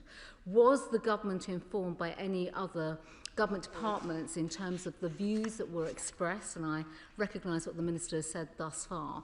And will the ministers in particular, probably now in the Home Office, pick this case up and work fast to strip him of his citizenship, as this side of the House has been requesting over the recent recess period? Madam Deputy Speaker, I can confirm that I have been in touch with my counterparts in both the UAE and Saudi Arabia, and indeed spoke to the Yemeni Foreign Minister this morning. We are in intensive discussions with all of our partners in the region on the questions in Yemen, which are very significant. I did not speak about the Houthis, but they remain a very significant threat, and I saw some of that threat during my visit to Yemen in November. In relation to Syria, I thank her for her spirit of cross-party cooperation on the strikes that we conducted. There remain very significant questions which are outstanding about the security of Syria, which I'm sure she and other members of the House will have been tracking. The violence in the end of December is indeed concerning. There has been progress on a range of questions. We need to see the independent reviews that were conducted into the violence, both in the coastal areas and in the south, followed through, including accountability measures, and I have made those points, as has the Foreign Secretary, directly to our Syrian counterparts. She asked the important questions about chemical weapons. I'm very pleased that there is now an OPCW programme engaged to ensure the destruction of chemical weapons. That will be of real interest to this House, given the extent to which chemical weapons in Syria have been discussed here even before the time I was elected, and that is welcome progress and important for regional security. On Iran, she is right to highlight the bravery of the protesters. She will have seen, I'm sure, also our spokesperson's statement over the course of the last few days, and indeed the remarks I have just made. We are speaking, of course, to our partners in the region. We are careful in the way we discuss matters in Iran. It is absolutely obvious that some in the leadership of Iran wish to portray these protests as being externally animated. Of course they are not. This is a response from the Iranian people themselves. In relation to Mr. Al-Fatah and the next steps, he was, as she knows well, provided citizenship by the previous government. That is not something that is stripped lightly. She would have seen the remarks of the Home Secretary during Home Office, all questions earlier during the day. In terms of the timeline of the review, we intend it to be swift. We want to draw a line under this matter as quickly as we can and ensure that in all other cases, appropriate lessons are being learned. In relation to aid, aid in Gaza, I'd like to be clear, Madam Deputy Speaker, we are talking here about charities like Oxfam and Save the Children, credible charities supported by the British public who have donated generously over the course of Christmas. There has, of course, been concerns in relation to aid in Gaza. We have ensured wherever they have been raised, they have been investigated, but we should not let that take away from the credibility of the organisations involved. It is vital that those aid agencies are able to work. 30% of Gazans cannot afford basic food. She is right to say that there has been an increase in the aid going into Gaza, but it is not yet in line with the 20-point plan. Still, UN truck shipments are going in less numbers than was agreed. I think the number is of 250 aid trucks from the UN going in a day, only 147 are going in. It is welcome that commercial goods are getting into Gaza, but as I said in my statement, it is vital that it is the life-saving humanitarian aid, in particular tents and medicines, that get it. Patricia Ferguson. Thank you, Madam Deputy Speaker, and I thank my honourable friend for his statement this afternoon. And I entirely agree with him that at a time when the humanitarian crisis in Gaza remains so desperately urgent, that the decision by the Israeli government to withdraw accreditation from 37 aid agencies, 37 extremely credible aid agencies such as Caritas Internationalis, ActionAid and the International Rescue Committee, is an act of cruelty. And will the Minister therefore join with me in condemning this decision and urge Israel in the strongest possible terms to rescind it immediately before more deaths are occurring in Gaza and the West Bank because of the lack of the humanitarian aid that we need? And will he also urge them to open up the Rafah crossing as a matter of extreme urgency? I thank my honourable friend for the question. We have engaged extensively with the Israeli government, both on the importance of overturning, both against the NGO registration provisions when they were announced, against the deregistration process that she describes, and we have also called repeatedly for the opening of the Rafah crossing as well as other vital crossings. Callum Miller, Lib Dem spokesperson. Thank you, Madam Deputy Speaker, and thanks to the Minister for advance sight of his statement. I regret the Government is presenting developments on 4 significant states in one statement, but I'll do my best to respond in the time afforded to me. While the attention of the world is seized by the illegal actions of the US President, it is crucial that the UK works closely with our allies to support just, lawful and humanitarian action in the Middle East. After 2 years of widespread destruction, people in Gaza are already facing severe shortages of food, clean water and medical supplies in the midst of winter. What immediate action is the government taking to persuade Israel to reverse its decision to bar reputable international aid agencies from Gaza and the West Bank? The continued expansion of settlements on Palestinian land by Netanyahu's extremist cabinet since the House last met is explicitly intended to undermine any prospect of a two-state solution. So will the government implement immediate sanctions on members of the Israeli cabinet, a full ban on the import of settlement goods, and finally publish its response to the 2024 ICJ ruling that Israel's occupation is illegal under international law? Liberal Democrats condemn the violent repression of public demonstrations in Iran. The casual threats from the US President to take unilateral military action merely serve to escalate tensions. So how is our government working with European and regional partners to coordinate lawful external pressure on Iran? And when will the government commit to prescribing the Iranian Revolutionary Guard Corps under UK law? The people of Yemen desperately need peace, yet regional powers continue to intervene to support the armed factions. So will the government review all arms export licences to Saudi Arabia and UAE to ensure that UK weapons are not enabling them to sustain the conflict? The UN estimate that around 24 million Yemenis desperately need food and protection. How is the UK ensuring that humanitarian aid reaches those most in need, particularly in areas where access is restricted or contested? The Liberal Democrats support limited multilateral strikes against Daesh in Syria to ensure the eradication of their infrastructure and to counter their dangerous and violent ideology in the Middle East. Can the Minister confirm that the government is confident these recent strikes were fully compliant with international law and proportionate to the threat? And what steps is the government taking to ensure the new Syrian government is protecting the rights of all, including minorities and women? Thank you, Madam Deputy Speaker, and I thank the Liberal Democrat spokesperson for the spirit of the question. To address why I put so many developments into the statements, there were so many developments that I wish to update the House at the earliest opportunity and provide colleagues an opportunity to ask questions on any element of it. We will continue to voice our position in relation to the absolute vital importance of the right to assembly in Iran and indeed a right to communications as well, and we will continue to do that alongside our partners and indeed in our own voice as well. I am confident and can assure the House that the strikes on Iran were consistent and compliant with international law. We, as I said to the Shadow Foreign Secretary, we continue to raise the importance of accountability in relation to violence in Syria with the Syrian government. In relation to developments in Yemen, particularly on questions of aid, there is, I'm afraid, a very significant divergence between the ability of the UK to deliver aid in the areas controlled by the Houthis and the areas not controlled by the Houthis. The Houthis have continued to seize aid workers and indeed aid premises. It is simply not possible under these circumstances to have an aid operation which operates at the scale of the needs of the Yemeni people. I call again on the Houthis, as I have repeatedly, to release all those they've detained, to leave those officers and to abide by humanitarian principles. If they do not, it is simply not possible for the UK or indeed any other humanitarian actor to ensure that the Yemenis get the support that they require.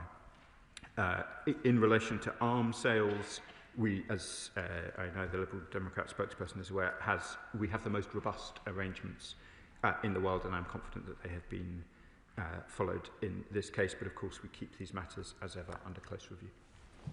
John MacDonald. I was one of those MPs who campaigned hard for the release of Alaa Abd el Fattah.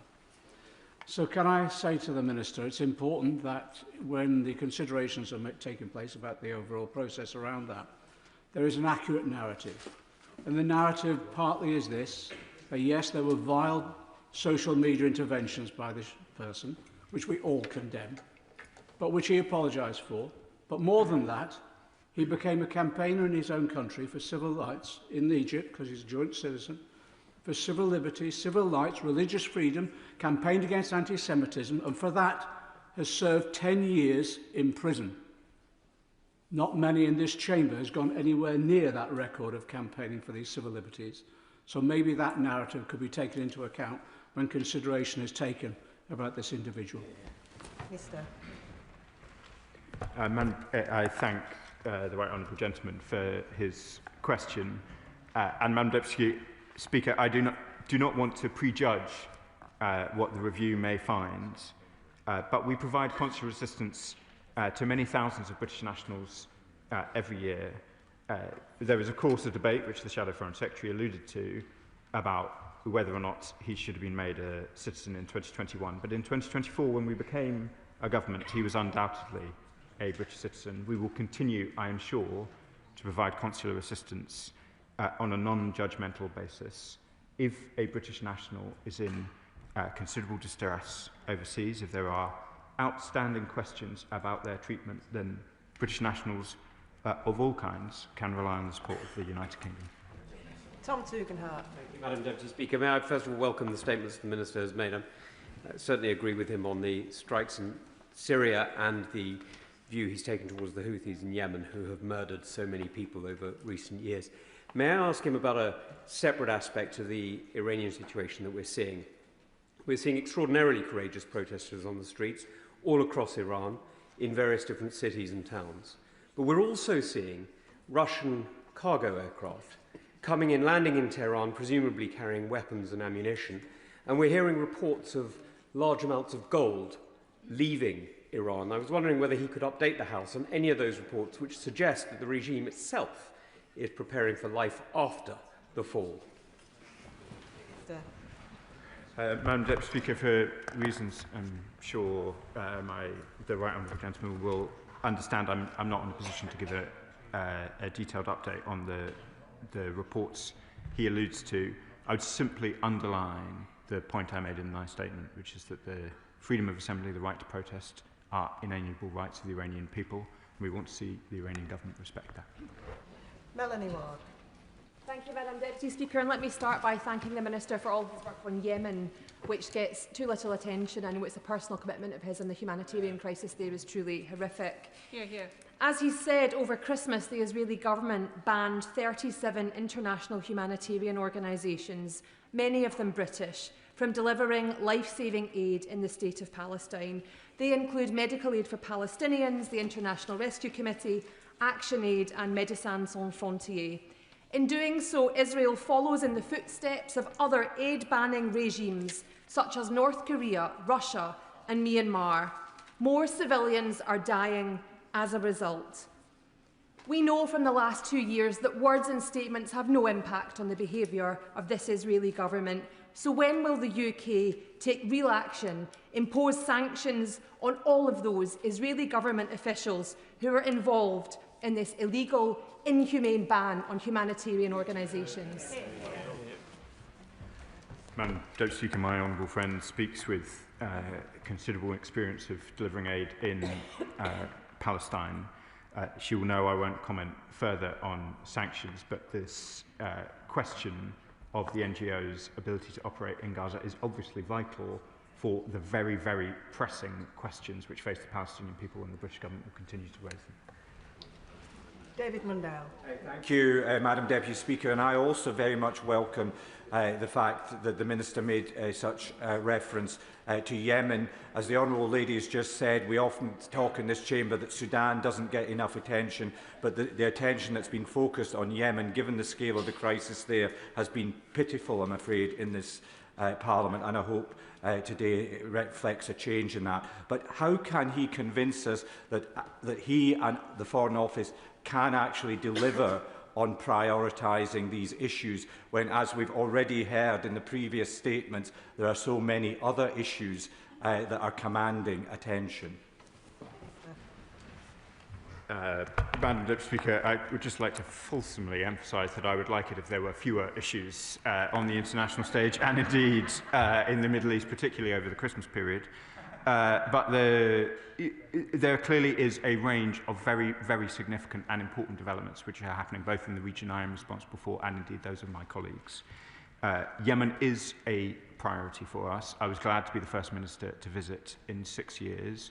The developments subsequent to my visit obviously underline both how dramatic the stakes are in Yemen and how important it is that the UK remains focused. It's one of the reasons why I've been speaking to my colleagues in Yemen, in the Kingdom of Saudi Arabia and the United Arab Emirates over the last few days.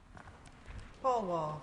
Thank you, Madam Deputy Speaker. Can I welcome the fact that, as the Minister said, the UK is spending £116 million this financial year on aid to Palestinians. That's vital aid for healthcare, food, clean water and sanitation. But the fact remains that that aid is often stuck at the border because of the continued closure of the Rafah crossing.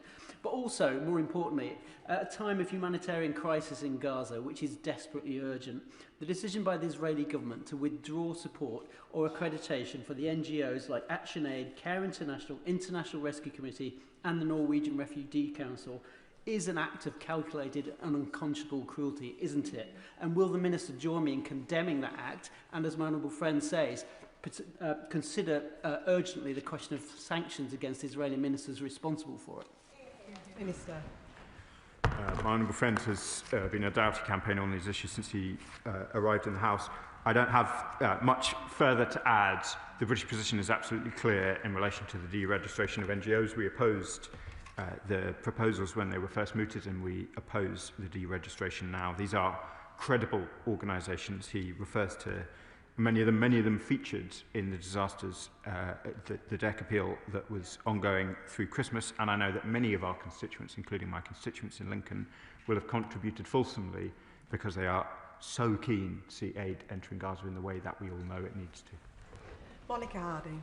Thank you, Madam Deputy Speaker. The Minister speaks at length about humanitarian need and the UK's desire to lead. Yet the reality is that this government has cut aid to its lowest level this century. The OPTs Yemen and Syria all face cuts, and Syria alone this year aid has been slashed by 35%. So how can the government credibly claim urgency on humanitarian access, stability and peace, whilst simultaneously withdrawing aid budgets? And in Gaza, the Minister rightly condemns the suspension of licences of INGOs, but the restriction of humanitarian aid is against international humanitarian law. So, beyond the words, what consequences will this government place on the Israeli government? Madam Deputy Speaker, we've talked at some length before about the actions we've taken, including sanctions against two Israeli ministers. I won't for the reasons I've already alluded to, speculate on sanctions from the dispatch box. On the questions that the Honourable Lady asks about aid, it's absolutely incontrovertible that we have made tough decisions in relation to aid budgets, but we also have to be clear on the restrictions that are in place, which no amount of money can overcome. We talked about the situation in Yemen, particularly in the Houthi-controlled areas. I am not saying that the overall volumes of aid do not matter, but some of the questions on which, in all of these contexts, are most vital is whether or not access for that aid is allowed. You can spend an awful lot of money on aid which then ends up waiting in warehouses, and that's why we have been focused in the way that we have. Debbie Abrahams. Madam Deputy Speaker, I welcome my honourable friend's statement on the lack of progress in Gaza. This is a real concern, and then on top of this shockingly callous display by the Israeli government in banning the 37 organisations. It just is incomprehensible. But I want to focus on what's happening in the West Bank and people being stripped of their land, murdered in cold blood, as these illegal settlements are expanding. When will the government act in lockstep with international allies and use the legislative tools at their disposal, such as the 2018 Sanctions and Anti-Money Laundering Act, so that we can stop the illegal trade that is happening and make sure that we're banning goods, services and investments from the illegal settlements? I thank the Honourable Lady for her question, and I know she's written to me and the Foreign Secretary on these questions, and I'll respond fully to that letter. She knows that the government is deeply concerned by the expansion, both in settlements themselves and violence associated with it. That's why we joined our E4 colleagues from France, Germany and Italy in a statement on this. That's why we condemned the most recent announcements from the Israeli government in relation to settlements, and it is why we have continued to press them not just on the approval of settlements but also on correspondent banking, which is an issue of vital importance to the Palestinian economy. It was good that there was a temporary extension of correspondent banking arrangements for the West Bank, but that must be extended further. Dr. Andrew Morrison. Deputy Speaker, can I thank the Minister for a comprehensive regional update. It looks like we may be seeing the beginning of the end of a wicked regime that has ruled Iran since 1979. However, despite the best intentions of Israel and the US last year, a large part of Iran's nuclear inventory remains intact and potentially poses a threat if the regime crumbles. What measures can be taken, reasonably taken, to ensure that that inventory is secured and that it is put beyond use by any malign state or non-state actors? Minister.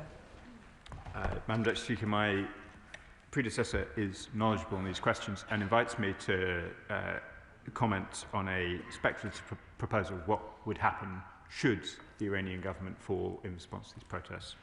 I have learned in this job not to make predictions or to speculate in this way. All I will say is that the status of Iran's nuclear program remains of the utmost interest and priority to the British government. It is why we reimposed the snapback sanctions late last year. We will continue to monitor these developments very, very closely. Nuclear proliferation is amongst the gravest threats, not just to regional but global security, and we will continue to give it the focus that it deserves.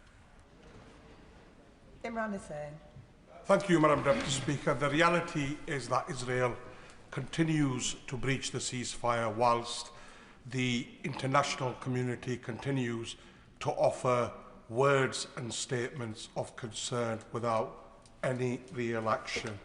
As we've already heard in the Chamber today, this week it announced that 37 international aid organisations will now be prevented from distributing aid in the occupied Palestinian territories. That means more women and children already starving will die in continuation of Israel's genocide in Gaza. does the Minister not think that the time for words of concern and statements of concern without action is over? And when will he finally announce proper, meaningful action, including ending all arms sales, widespread sanctions on Israel in the same way we have done to Russia for its war crimes in Ukraine, and ending all trade with illegal settlements? Madam Deputy Speaker, I have set out already the continued aid efforts. I've set out the work we're doing both alone and alongside partners to ensure that these points that we're discussing this evening are made with the force that they require to the Israeli government, and will continue to do so. Chris Law. Thank you, Madam Deputy Speaker. It won't surprise you that I'm going to echo more or less what many people have said on Gaza across this House, which is 1.6 million people are facing starvation, winter floods, winter storms, freezing temperatures. Aid has been totally blockaded. 37 NGOs, including Médecins Sans Frontières, Norwegian Refugee Council, ActionAid, Oxfam and others are denied access. And less than 10% of aid that was received before October 23 is now getting through. And the question that keeps getting asked in this House is this: what's the next concrete step that this UK government is prepared to take? If we can't discuss sanctions and all we're discussing talk, is there something else that can be given, is offered to all of us in this House who are desperate to hear some further progress that's going to be made? Thank you. I can reassure the honourable gentleman this has been a priority through the Christmas period. We will continue to work on it with the urgency that it requires, and I'll continue coming to the House to provide updates. Stella Creasy. Thank you, Madam Deputy Speaker. I feel I must press the Minister on this issue about the settlements that were announced over the Christmas period, further 19 of them in the West Bank, because Minister Smotrich has been explicit. This is about deliberately making it impossible to establish the Palestinian state. It brings to the total in the last 3 years alone 69 new settlements in the West Bank, several of which were ones that had previously been dismantled. These actions are provocative at best, deeply destabilising for the peace process that will benefit so many people in both Israel and Palestine as a result. He has said that the government condemns them, but we know in this history of this crisis that condemnation isn't enough. We do need concrete action. So what more can he tell us about his conversations with our allies in America, for example, who I know are also concerned about the settlements? Will he take to stop this deliberate attempt to stop the peace process? Minister. Madam Deputy Speaker, let me say a little bit about those 19 settlements that were announced. I condemned them immediately. I have sanctioned the Minister in question, Minister Smotrich. I announced it in June. He is completely committed politically to oppose the establishment of a Palestinian state. As I announced in my statement, today we have a Palestinian embassy in London. The British government now irrevocably recognises a Palestinian state. I recognise the force of what she says. There are ministers in the Israeli government completely opposed to the establishment of a Palestinian state. That is not the policy of the British government, and it is not the actions that I and the rest of the government have taken since July 24. Kit Malthouse. Madam Deputy Speaker, as the Minister pointed out, the situation in Gaza remains catastrophic, and I join with other colleagues in recognising that against that backdrop, the barring of these aid agencies or access by these agencies is particularly cruel and wicked, and it's horrifying to think what the motivation might be. But of course, these agencies also deliver services in the West Bank, where, as colleagues have also pointed out, the situation deteriorates with home demolitions, summary executions and seemingly psychopathic thugs roaming the territory, burning homes and attacking innocent Palestinians. We have happily, though, recognised the state of Palestine and have, as the Minister said, now established full diplomatic relations. So against that backdrop, if the Palestinian government were to request that the UK cease trading with foreign nationals illegally resident on its territory, on what basis would we refuse? I will, as I did with his colleague, resist the temptation to be drawn into speculative questions, but just to be clear, the West Bank is considered Palestinian territory. Israeli goods must be labelled as being produced within Green Line Israel if they are to benefit from the trade arrangements they have with the UK. If they are not produced in Green Line Israel, they are subject to very different arrangements indeed. I understand, I think the right honourable gentleman has signed the letter that my colleague has, and I'll provide a full response in due course. Matt Weston. Thank you, Madam Deputy Speaker. I just want to pick up on the point that my honourable friend was talking about in terms of aid getting in and the paucity of that. But just the utter ridiculousness of how Israel is frustrating not just the quantity of aid, but really the basic elements of aid, such as tent poles and tents or razor blades, whatever, or generators, claiming that somehow they are dual use and therefore a potential threat. Could I urge him, really in terms of humanitarian basis, to pick this up with his opposite number about just how wrong this is and how he is denying humanitarian aid to the people of Palestine? My honourable friend makes important points. The dual-use list, which is restricting aid into Gaza, is clearly having very, very significant humanitarian effects, covering a wide range of items, including the shelter items he described. It has also had a very adverse effect on the ability to ensure even the rudiments of health provision in Gaza. We have and will continue to call on the Israeli government to review the dual-use list and ensure that vital supplies get in the quantity that is required with the urgency demanded. Brian Matthew. Madam Deputy Speaker, I welcome the Minister's statement and the good news about the establishment of the Palestinian Embassy today in London. My question, however, concerns Sudan. As a member of the International Development Committee, the latest assessment we have on the number of killings in Al-Fasher is now 75,000 people. The horror that those poor people are living and dying through every day demands action before the city of El Obeid suffers the same fate or worse. With millions of people at risk of starvation through this war, what discussions are being had with the UAE to stop the flow of weapons and with the African Union to see an expeditionary peace force put together to save Sudan? Thank you. The honourable gentleman is right to highlight the situation in Sudan. It is the worst humanitarian crisis of our time, despite the many other pressures that I described in other parts of the world. We are doing all we can politically and diplomatically to end the fighting. It remains a priority for the Foreign Secretary and the Minister for Africa, and we're working alongside the US-led Quad, including in engagements with our colleagues in Saudi Arabia, the Emirates, and all those with an ability to influence. Andy Slaughter. Thank you very much, Madam Deputy Speaker. This morning I had the honour to attend the official opening of the Palestinian Embassy in my constituency by His Excellency Ambassador Hussein Zomlot, and also by 14-year-old Abida, evacuated to the UK for medical treatment after losing 2 of his limbs in Israeli bombings. Can I thank the Minister for his work in achieving recognition, which his predecessors failed to do in the past 80 years, and also for supporting the medical evacuations. But can I press him on this point about action against settlements?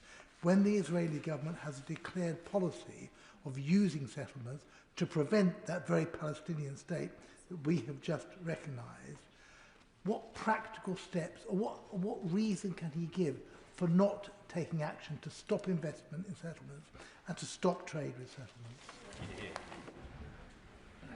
I thank my honourable friend for his kind opening remarks. It's easy with so much going on to lose sight of the individual cases in these conflicts, and meeting some of the children that we have medically evacuated is a truly humbling reminder both of the horror of war, the horror of what is happening in Gaza, but also the power of the UK to really make a difference to people's lives. So I'm grateful to him for bringing it to the House's attention.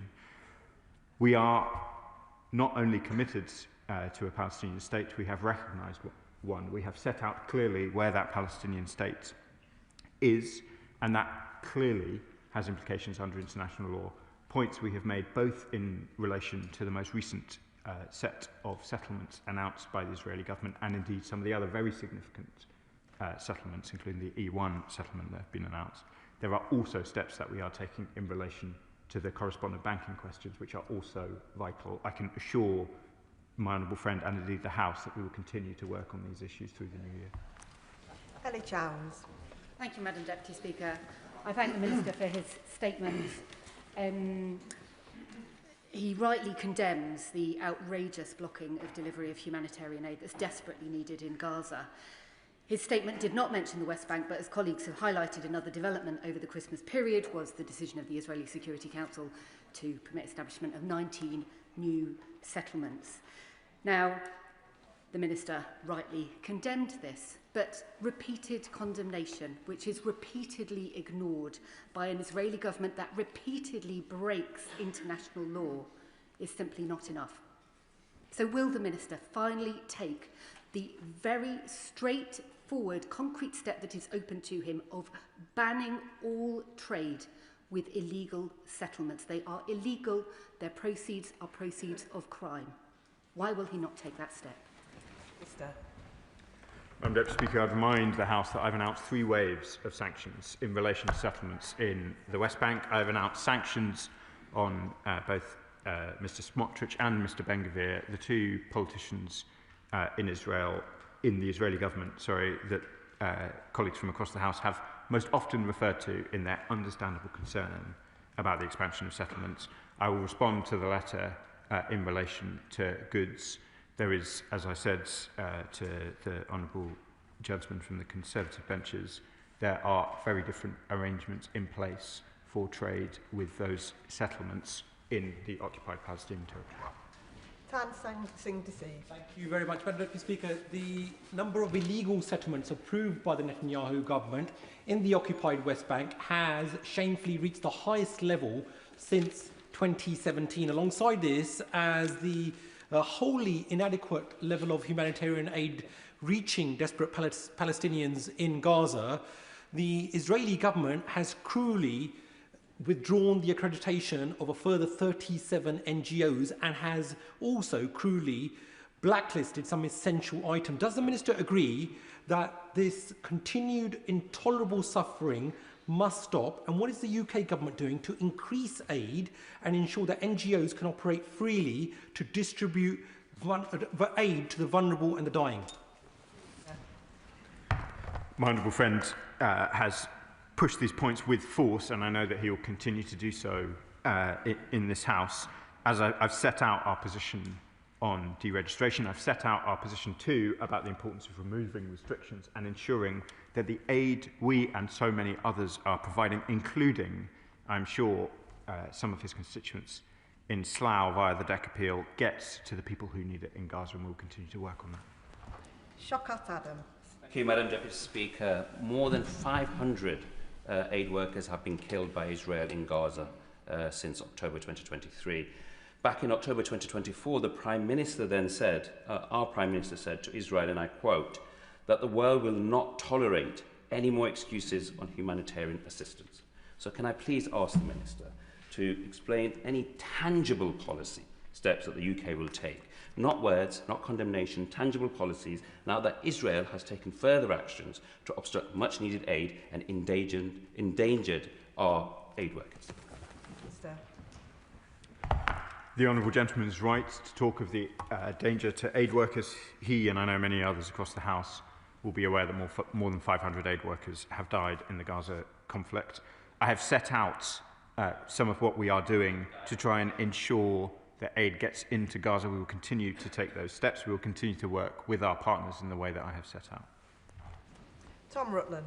Thank you, Madam Deputy Speaker. I agree with the Minister that Mr El-Fattah's tweets are abhorrent, and I'm glad that the government has made its position on his views clear. But I cannot understand the clear lack of due diligence on such a high-profile case, which has led to getting him over here being a priority for successive governments. It calls into question the adequacy of the procedures within the FCDO if even the civil servants working on the case were not aware of his tweets. So can the Minister set out what he will do to ensure that due diligence is conducted on high-profile consular cases so that officials can provide advice and ministers can make decisions with as full an understanding as possible of the facts relating to any particular case? Minister. It is precisely the concerns that my honourable friend outlined that led to the Foreign Secretary commissioning the Permanent Under-Secretary to conduct the swift review I described in my statement, and will update the House when it's concluded. Caroline Burden. Thank you, Madam Deputy Speaker. It's quite difficult to know what to focus on in this wide-ranging statement. The rights of women and girls in Iran, or the awful situation in Yemen, but I would like to focus on the situation with Israel banning 37 international aid organisations like MSF and Oxfam from Gaza. Now, in the Minister's statement, he uses passive language. He says too much aid is still stuck at Gaza's borders. Now, this might be the ex-Reuters editor in me, but I'd like to say that I think that's wrong. The aid is not stuck at Gaza's border. It is being deliberately held there in an act of cruelty by Israeli government who does not want the aid to help the people of Gaza. So could the Minister please tell the House exactly what the UK government is doing to restore access? What leverage are they using to force the Israeli government to reverse this cruel decision? And when will they work with EU allies to bring in much wider sanctions? Perhaps it's time for trade, sporting, cultural sanctions against Israel, so they will really listen, rather than just a passive statement which is clearly making no impact on the Israeli government's actions. Minister. I hesitate to argue with an editor, but I think it's been absolutely clear in my statement today, and indeed all of my statements from the moment I went myself to Al Arish, to the warehouses where aid was being blocked by the Israeli government from crossing the border. It is absolutely clear what the British government's view is about the restrictions on aid which are imposed by the Israeli government. Rachel Maskell. Thank you, Madam Deputy Speaker. The provision of aid is needed at pace. The provision of healthcare is needed at pace. And yet over the last 27 months, pace has not been the response. And what I would say to the Minister is, how is he taking a step back and looking, for instance, at the instruments available to him, like the international law framework, to ensure that that can operate at pace? Because clearly without pace, the Israeli government feels that it has impunity to do whatever it wishes. Minister. Madam Deputy Speaker, as I alluded to in my last answer, we have wanted more aid into Gaza since almost the first day we were the government. I have travelled extensively to the region and seen the restrictions on aid. I have called repeatedly for the Israelis to allow that aid in. We will continue to work to try and see that aid getting in at the pace and the scale that is required. We are doing a range of things. We are part of the CMCC, which the Shadow Foreign Secretary visited and I believe met our UK embeds within the CMCC. We have worked with the Jordanians on airdrops. We have gone to Al Arish ourselves to make these points. The Foreign Secretary went to Jordan in November. I would not wish her or anybody else in the chamber or watching at home to draw any other conclusion than the British government is committed to getting aid in as quickly as possible. Mike Martin. Thank you, Madam Deputy Speaker. I'd like to pick up this theme mentioned across the House around increased settlements and trade. And along with the concerns expressed from across the House, I have a particular concern that currently there are Israeli settlements that are trading with the UK but passing their goods off as coming from Israel. And as the Minister said himself, there's more favourable trading arrangements if you do trade with Israel vis-à-vis trading with the settlements. So will the British government commit to publishing segregated trade statistics by category of good and by origin of good vis-à-vis Green Line Israel versus the settlements? Minister. The honourable gentleman asked an important question, and he raises the spectre of those in the occupied Palestinian territory falsely labelling their goods as being within the Green Line, publishing more detail about goods which he alludes to potentially being falsely labelled would probably not enlighten the House or anybody else on what the truth of the situation is. What I would say to all of those who are in the occupied Palestinian territory, who are producing goods in settlements, is if they breach the arrangements set out very clearly for trade with the UK, then they will be in breach. The HMRC will investigate and we will take action. Paula Barker. Thank you, Madam Deputy Speaker. As the Minister alluded to from the dispatch box, British taxpayers have witnessed atrocities committed by Israeli authorities in Gaza, then acted to donate to NGOs that are ordinarily able to deliver much-needed humanitarian aid to Gaza. However, Israeli authorities continue to impede full humanitarian access, leaving aid paid for by the British public out of the reach of those who urgently need it. Can the Minister explain to the British public how the UK plans to urgently solve this ongoing issue and ensure an end to the obstruction of British charities? Minister. I thank my honourable friend for the question. As I set out in the statement, it is very clear in the 20-point plan what the provisions around aid need to be, and they include the unimpeded operation of the UN and humanitarian agencies. That is what we need to see, and we are talking to all of our partners, as well as raising these points directly with Israel to ensure that, as she says, the aid provided from the UK and many other places gets into Gaza in the way that it needs to. Adnan Hussain. Thank you, Madam Deputy Speaker. As Israel continues its brutal treatment of Palestinians in Gaza, aid remains blocked, even as people face flooding, severe weather and freezing conditions that have already claimed the lives of infants. I ask the Minister why the government is not demanding full, unrestricted access for international aid workers, UN agencies and medical teams. And I ask, why is foreign media still barred from Gaza? What is the UK doing to ensure independent, international journalists can report freely so the world can see the true scale of the devastation and the horrific crimes being committed? Madam Deputy Speaker, I've set out already why we want international NGOs in Gaza, why it's so vital that aid can get in an unimpeded way. It is also vital that international journalists and indeed journalists of all kinds are able to report freely. Alex Serble. Thank you, Madam Deputy Speaker. I know the Minister is aware of the case of Marwan Barghouti. Marwan Barghouti's case was reported by the Interparliamentary Union to have been in violation both of the Oslo Accords and the Geneva Convention, having been abducted by Israel from the West Bank and put on trial in Israel. He will have seen the reporting today that Sanction Minister Ben Gvir said that Barghouti should be executed, an unconscionable statement by a sanctioned Israeli minister. Can I ask the Minister whether the government has assessed the compatibility of Mr Barghouti's trial and detention with international humanitarian and human rights law, and whether this informed any representations made the Israeli authorities beyond calling for ICRC access? Minister. Well, let me be clear, the British government opposes the use of the death penalty in all cases, everywhere, as a principled position. The treatment of detainees in Israel has been a question that we have also raised recently, and I'm happy to revert to him on the more detailed question he asks about Mr Barghouti. Chris Coughlin. Deputy Speaker, I was extremely proud to serve on the anti-Daesh campaign in the Foreign Office and the Army. I think it's important to recognise that that campaign is both just and, I believe, represents the UK actually learning the lessons from Afghanistan and Iraq in what has been a largely successful intervention. And I strongly welcome the new government in Syria, but it is, of course, concerning that there has been an increase in ISIS activity in the last year. But perhaps the most intractable issue with ISIS, in my experience, is the 27,000 ISIS members and their families in prisoner camps in Syria, including many children who are being radicalised. Can the Minister assure me that both the government and a global coalition is monitoring this risk and taking what practical measures it can to prevent the next generation of ISIS emerging? Minister.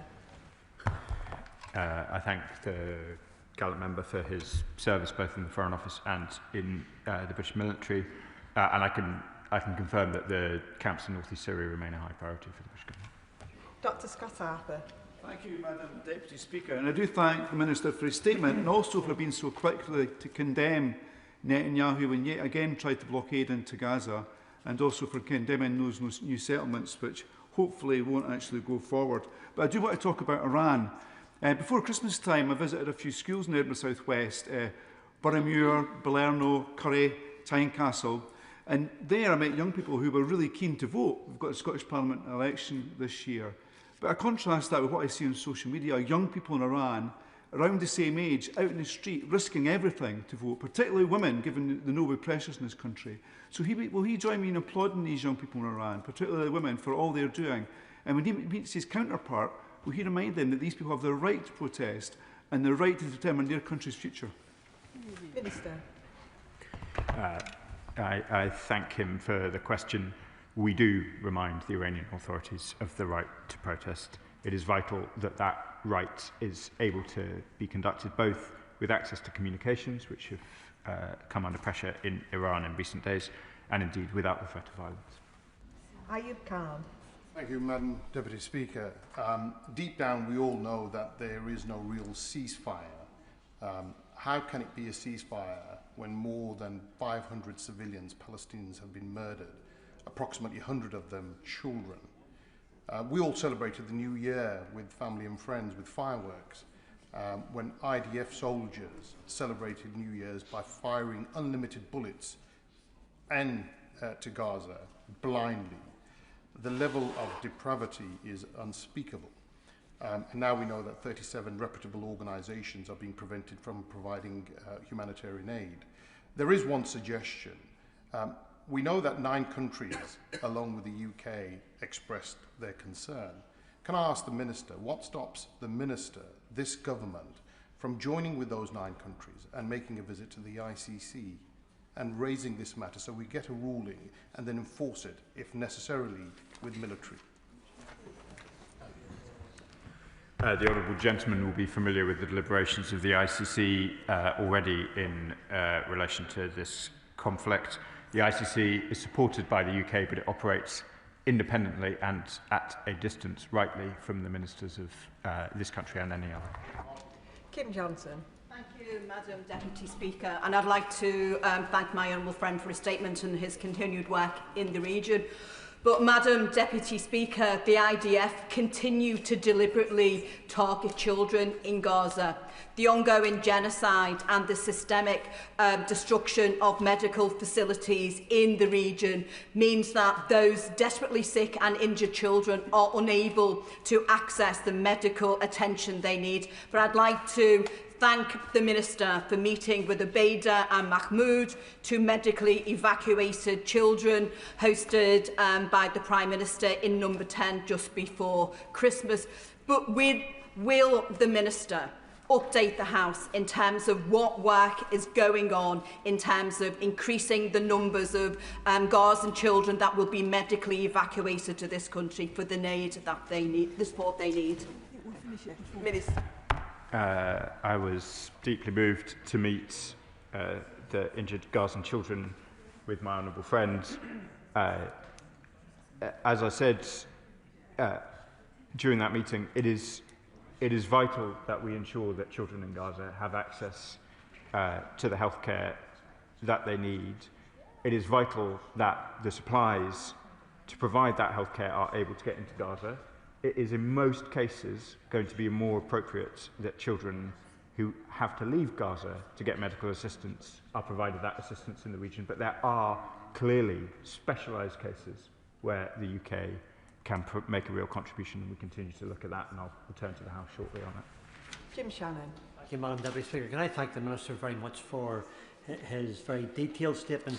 It's much appreciated by all of us in this House who have a very, very deep interest in human rights, and we thank him for that. We know his heart's in it, and we appreciate it. Iran is in the throes of street protests for the price of and access to food. 31 people killed, women and girls denied basic human rights. But for years, Christians, Baha'is, Shias, Sunnis, and many other religious groups have been directly abused and murdered, churches destroyed. Religious groups have been denied access to education, to health, to jobs, to property, even the right to have their own burials of their co-religionists and their own graveyards. It is truly time, I believe, to step up all actions to protect these religious groups in Iran and to give the freedom that Iranian people desire. What can be done with the Iranian government in exile to deliver the freedom, the liberty, the democracy, and for a secular and non-nuclear republic that all Iranians desire? Thank you. Minister. I thank the Honourable gentlemen, we set out, alongside many of our partners in the international system, a statement covering a range of rights-based issues as at the UN Third Committee in November. Freedom of expression, freedom of religion are important rights which we will continue to advocate across the world. James Nash. Thank you, Madam Deputy Speaker, and on behalf of my constituents, I welcome the establishment of the Palestinian Embassy in London today. Just turning to Syria, its long-term stability depends on protecting its long-standing diversity and preventing sectarian violence, as the Minister has alluded to. In light of recent violence and the lack of progress this weekend in integrating the Syrian Democratic Forces in northeastern Syria into national institutions, I wonder what the Minister would say about the progress that's being made in terms of building an inclusive Syria for the future. Minister. It is vital that Syria is a place which is seen as safe and secure, not just by its majority, but the important minorities which are a vital part of Syria's fabric. My honourable friend refers to the Kurds of northeast Syria. There's also, of course, a range of other minorities, not limited to the Alawites, the Druze, and others. It is vital that the Syrian government provides all minority communities in Syria with assurance of their place in the new Syria, and we discuss these questions regularly with the Syrian government. Calvin Bailey. Thank you, Madam Deputy Speaker. The combined operation of Royal Air Force Typhoons and French aircraft in Syria reminds us of the continuing threat Daesh plays to the people of Syria and our partners in the region, the importance of our European allies, and the importance of funding a strong and capable military. Would my honourable friend, or would the Minister, agree with me that we should honour our brave servicemen that took part in this operation? And can he outline what steps are being taken to ensure the continued security of Syria? I would like to thank my gallant friend for his service in the RAF. I am very proud to be the MP for RAF Waddington. He probably trumps me, honestly, in closeness to the RAF, given his long service there. They performed vital work in countering the threat of Daesh in Syria. We will continue, both with our diplomatic and all other levers, to ensure that Daesh does not re-emerge in Syria and pose a threat not just to Syria, but to the region and indeed the UK. Kirstine Sullivan. Thank you, Madam Deputy Speaker. Late last year, I met constituents who run a community link with Jayus in the West Bank. Villagers there have described a daily life of hostility and obstruction by police and intimidating, threatening intrusions by nearby settlers, despite Israeli court rulings in favour of the villagers on repeated occasions. Can the Minister advise how the UK's recognition of the State of Palestine will translate into practical steps to protect communities like Jayus and advance peace, security and democratic governance? Minister. I thank my honourable friend and her constituents. We will continue to take actions as required to ensure that the rights of Palestinians are protected. Indeed, as my honourable friend alludes to, Israeli courts have upheld those rights on a number of occasions, and it is vital that the rule of law is seen and does operate in these areas. Warren de Just. Thank you, Madam Deputy Speaker. I thank the Minister for his statement and for all the work that he has been doing on these issues. What reason has the Israeli government given us for stopping these NGOs from operating in Gaza? And if it is absolutely clear, as has been mentioned by other members in the House, that it is a deliberate act of cruelty to prevent healthcare and aid going into Gaza and to defeat the peace plan, what action are we taking as a UK government against Israel and to reinstate the NGOs? Minister. As they've set out publicly, the Israeli government have sought more detail about the Palestinian staff of these NGOs. Many of these NGOs have not provided it, given concerns over the targeting of aid workers. That impasse has led to the deregistration of many of these NGOs. A number of international parties, including the UK, have proposed acceptable solutions consistent with humanitarian principles to try and navigate these concerns, but they have not been taken up. Douglas McAllister. Thank you, Madam Deputy Speaker. The Minister advised in his statement that consular cases of British citizens detained abroad are at the heart of the work of the Foreign Office and provided an update on some of these cases. My Western Bartonshire constituent, Jack Singh Johal, remains arbitrarily detained in India for over 8 years now. Madam Deputy Speaker, in 2 weeks' time it will be 3,000 days. What is being done now to secure his release, beyond just raising his case with Indian counterparts? We've been doing that for 8 years with no effect. I know how dedicated my honourable friend is to the case of his constituents. I raised in particular the cases in Iran. I wouldn't want the House to draw conclusions about relative priority. There are a range of cases across the world of great sensitivity, and I'm sure the Minister responsible for India, where his constituent is detained, will be happy to meet him to discuss it further. Sonia Kumar. Thank you, Madam Deputy Speaker. I welcome the Palestinian embassy, but with the crisis in Gaza still acute, the Israeli government's decision to strip NGOs of accreditation is unconscionable and puts vulnerable families at even greater risk. I welcome the steps taken to bring injured Gazan children here for treatment, but many are just too unwell to travel. What additional steps, whether through field hospitals, specialist equipment and teams and medicines, will the Minister provide for children still in Gaza who are unable and not stable enough to travel to receive this specialist treatment? Minister. I thank my honourable friend for the question. I need to be clear that there is that the contribution that the UK has made in the provision of aid to children is always going to be a tiny drop in the ocean of overall need. We are working in the ways that I've set out to try and ensure that medical assistance is provided in Gaza with all of the equipment and expertise that that involves. Where that is not possible, we have provided aid to the Egyptian healthcare system in order to support Palestinians there.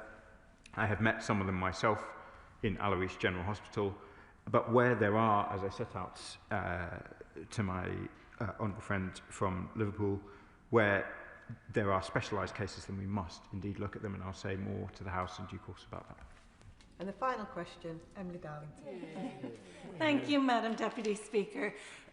Firstly, I'd like to thank the Minister for taking over an hour's worth of questions on the updates that he's provided right across the region. And I know it's a very difficult job that he has to do, particularly with the decimation of US aid and the cuts in our own aid. I wanted to ask a question about what we are doing to open the borders for those people who have family and connections to the UK to be able to escape the horror that they're in Gaza and be able to get a visa to visit family here in the UK. Can he update the House on any progress he's had in getting those borders open, or any discussions he's had with the Home Office to stop the restriction of biometric and be able to apply for visas from within Gaza? My honourable friend has been a committed campaigner for cases in her own constituency, and I know that there are colleagues right across the House with constituency and personal interest in these cases. As I said to the House shortly before we rose, there are a range of cases where we have been able to provide support, both in relation to Chevening students, some of the medically injured children that we've discussed already. It remains a real challenge to ensure that people with a legitimate reason to travel are able to do so, and I'm happy to take up any individual cases with him. And that concludes the statement. Point of order, Daisy Cooper. Thank you, Madam Deputy Speaker. On a point of order, could you please advise how I might elicit satisfactory responses to a series of written questions that I have tabled to the Treasury on the impact of business rates on retail, hospitality and leisure businesses? I had asked for very specific figures relating to the number of businesses the Treasury expect to be eligible for transitionary reliefs, how many premises will be brought into paying rates for the first time as a result of the recent evaluations, and an analysis of the number of businesses who previously enjoyed RHL reliefs and would see increases from the 1st of April. None of these questions, Madam Deputy Speaker, none of them have received substantive replies. I raised the matter with the Leader of the House by letter before Christmas, but have not yet had a response. Could you please advise me whether there are any other routes available to me and other parliamentarians so we can receive accurate and data-rich responses to questions so we can effectively scrutinise government policy which is hammering our high streets? I thank the Honourable Lady for notice of her point of order, which will have been heard by the government front bench. As has been said before, the Chair is not responsible for the content of Ministers' answers.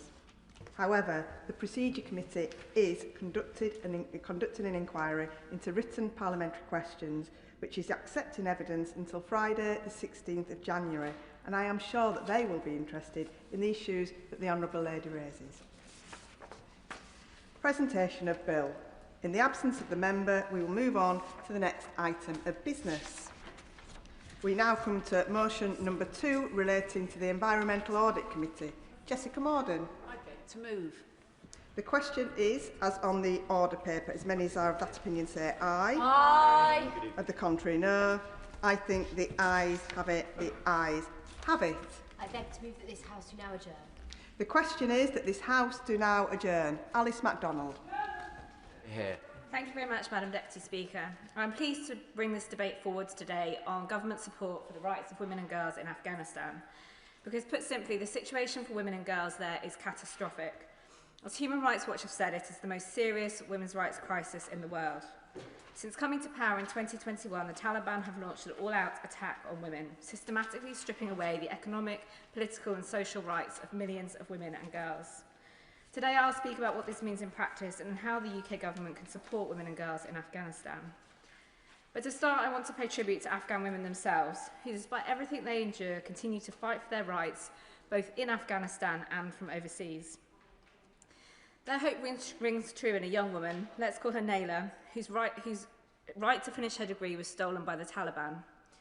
She said, "In the deep silence, something inside me refuses to break.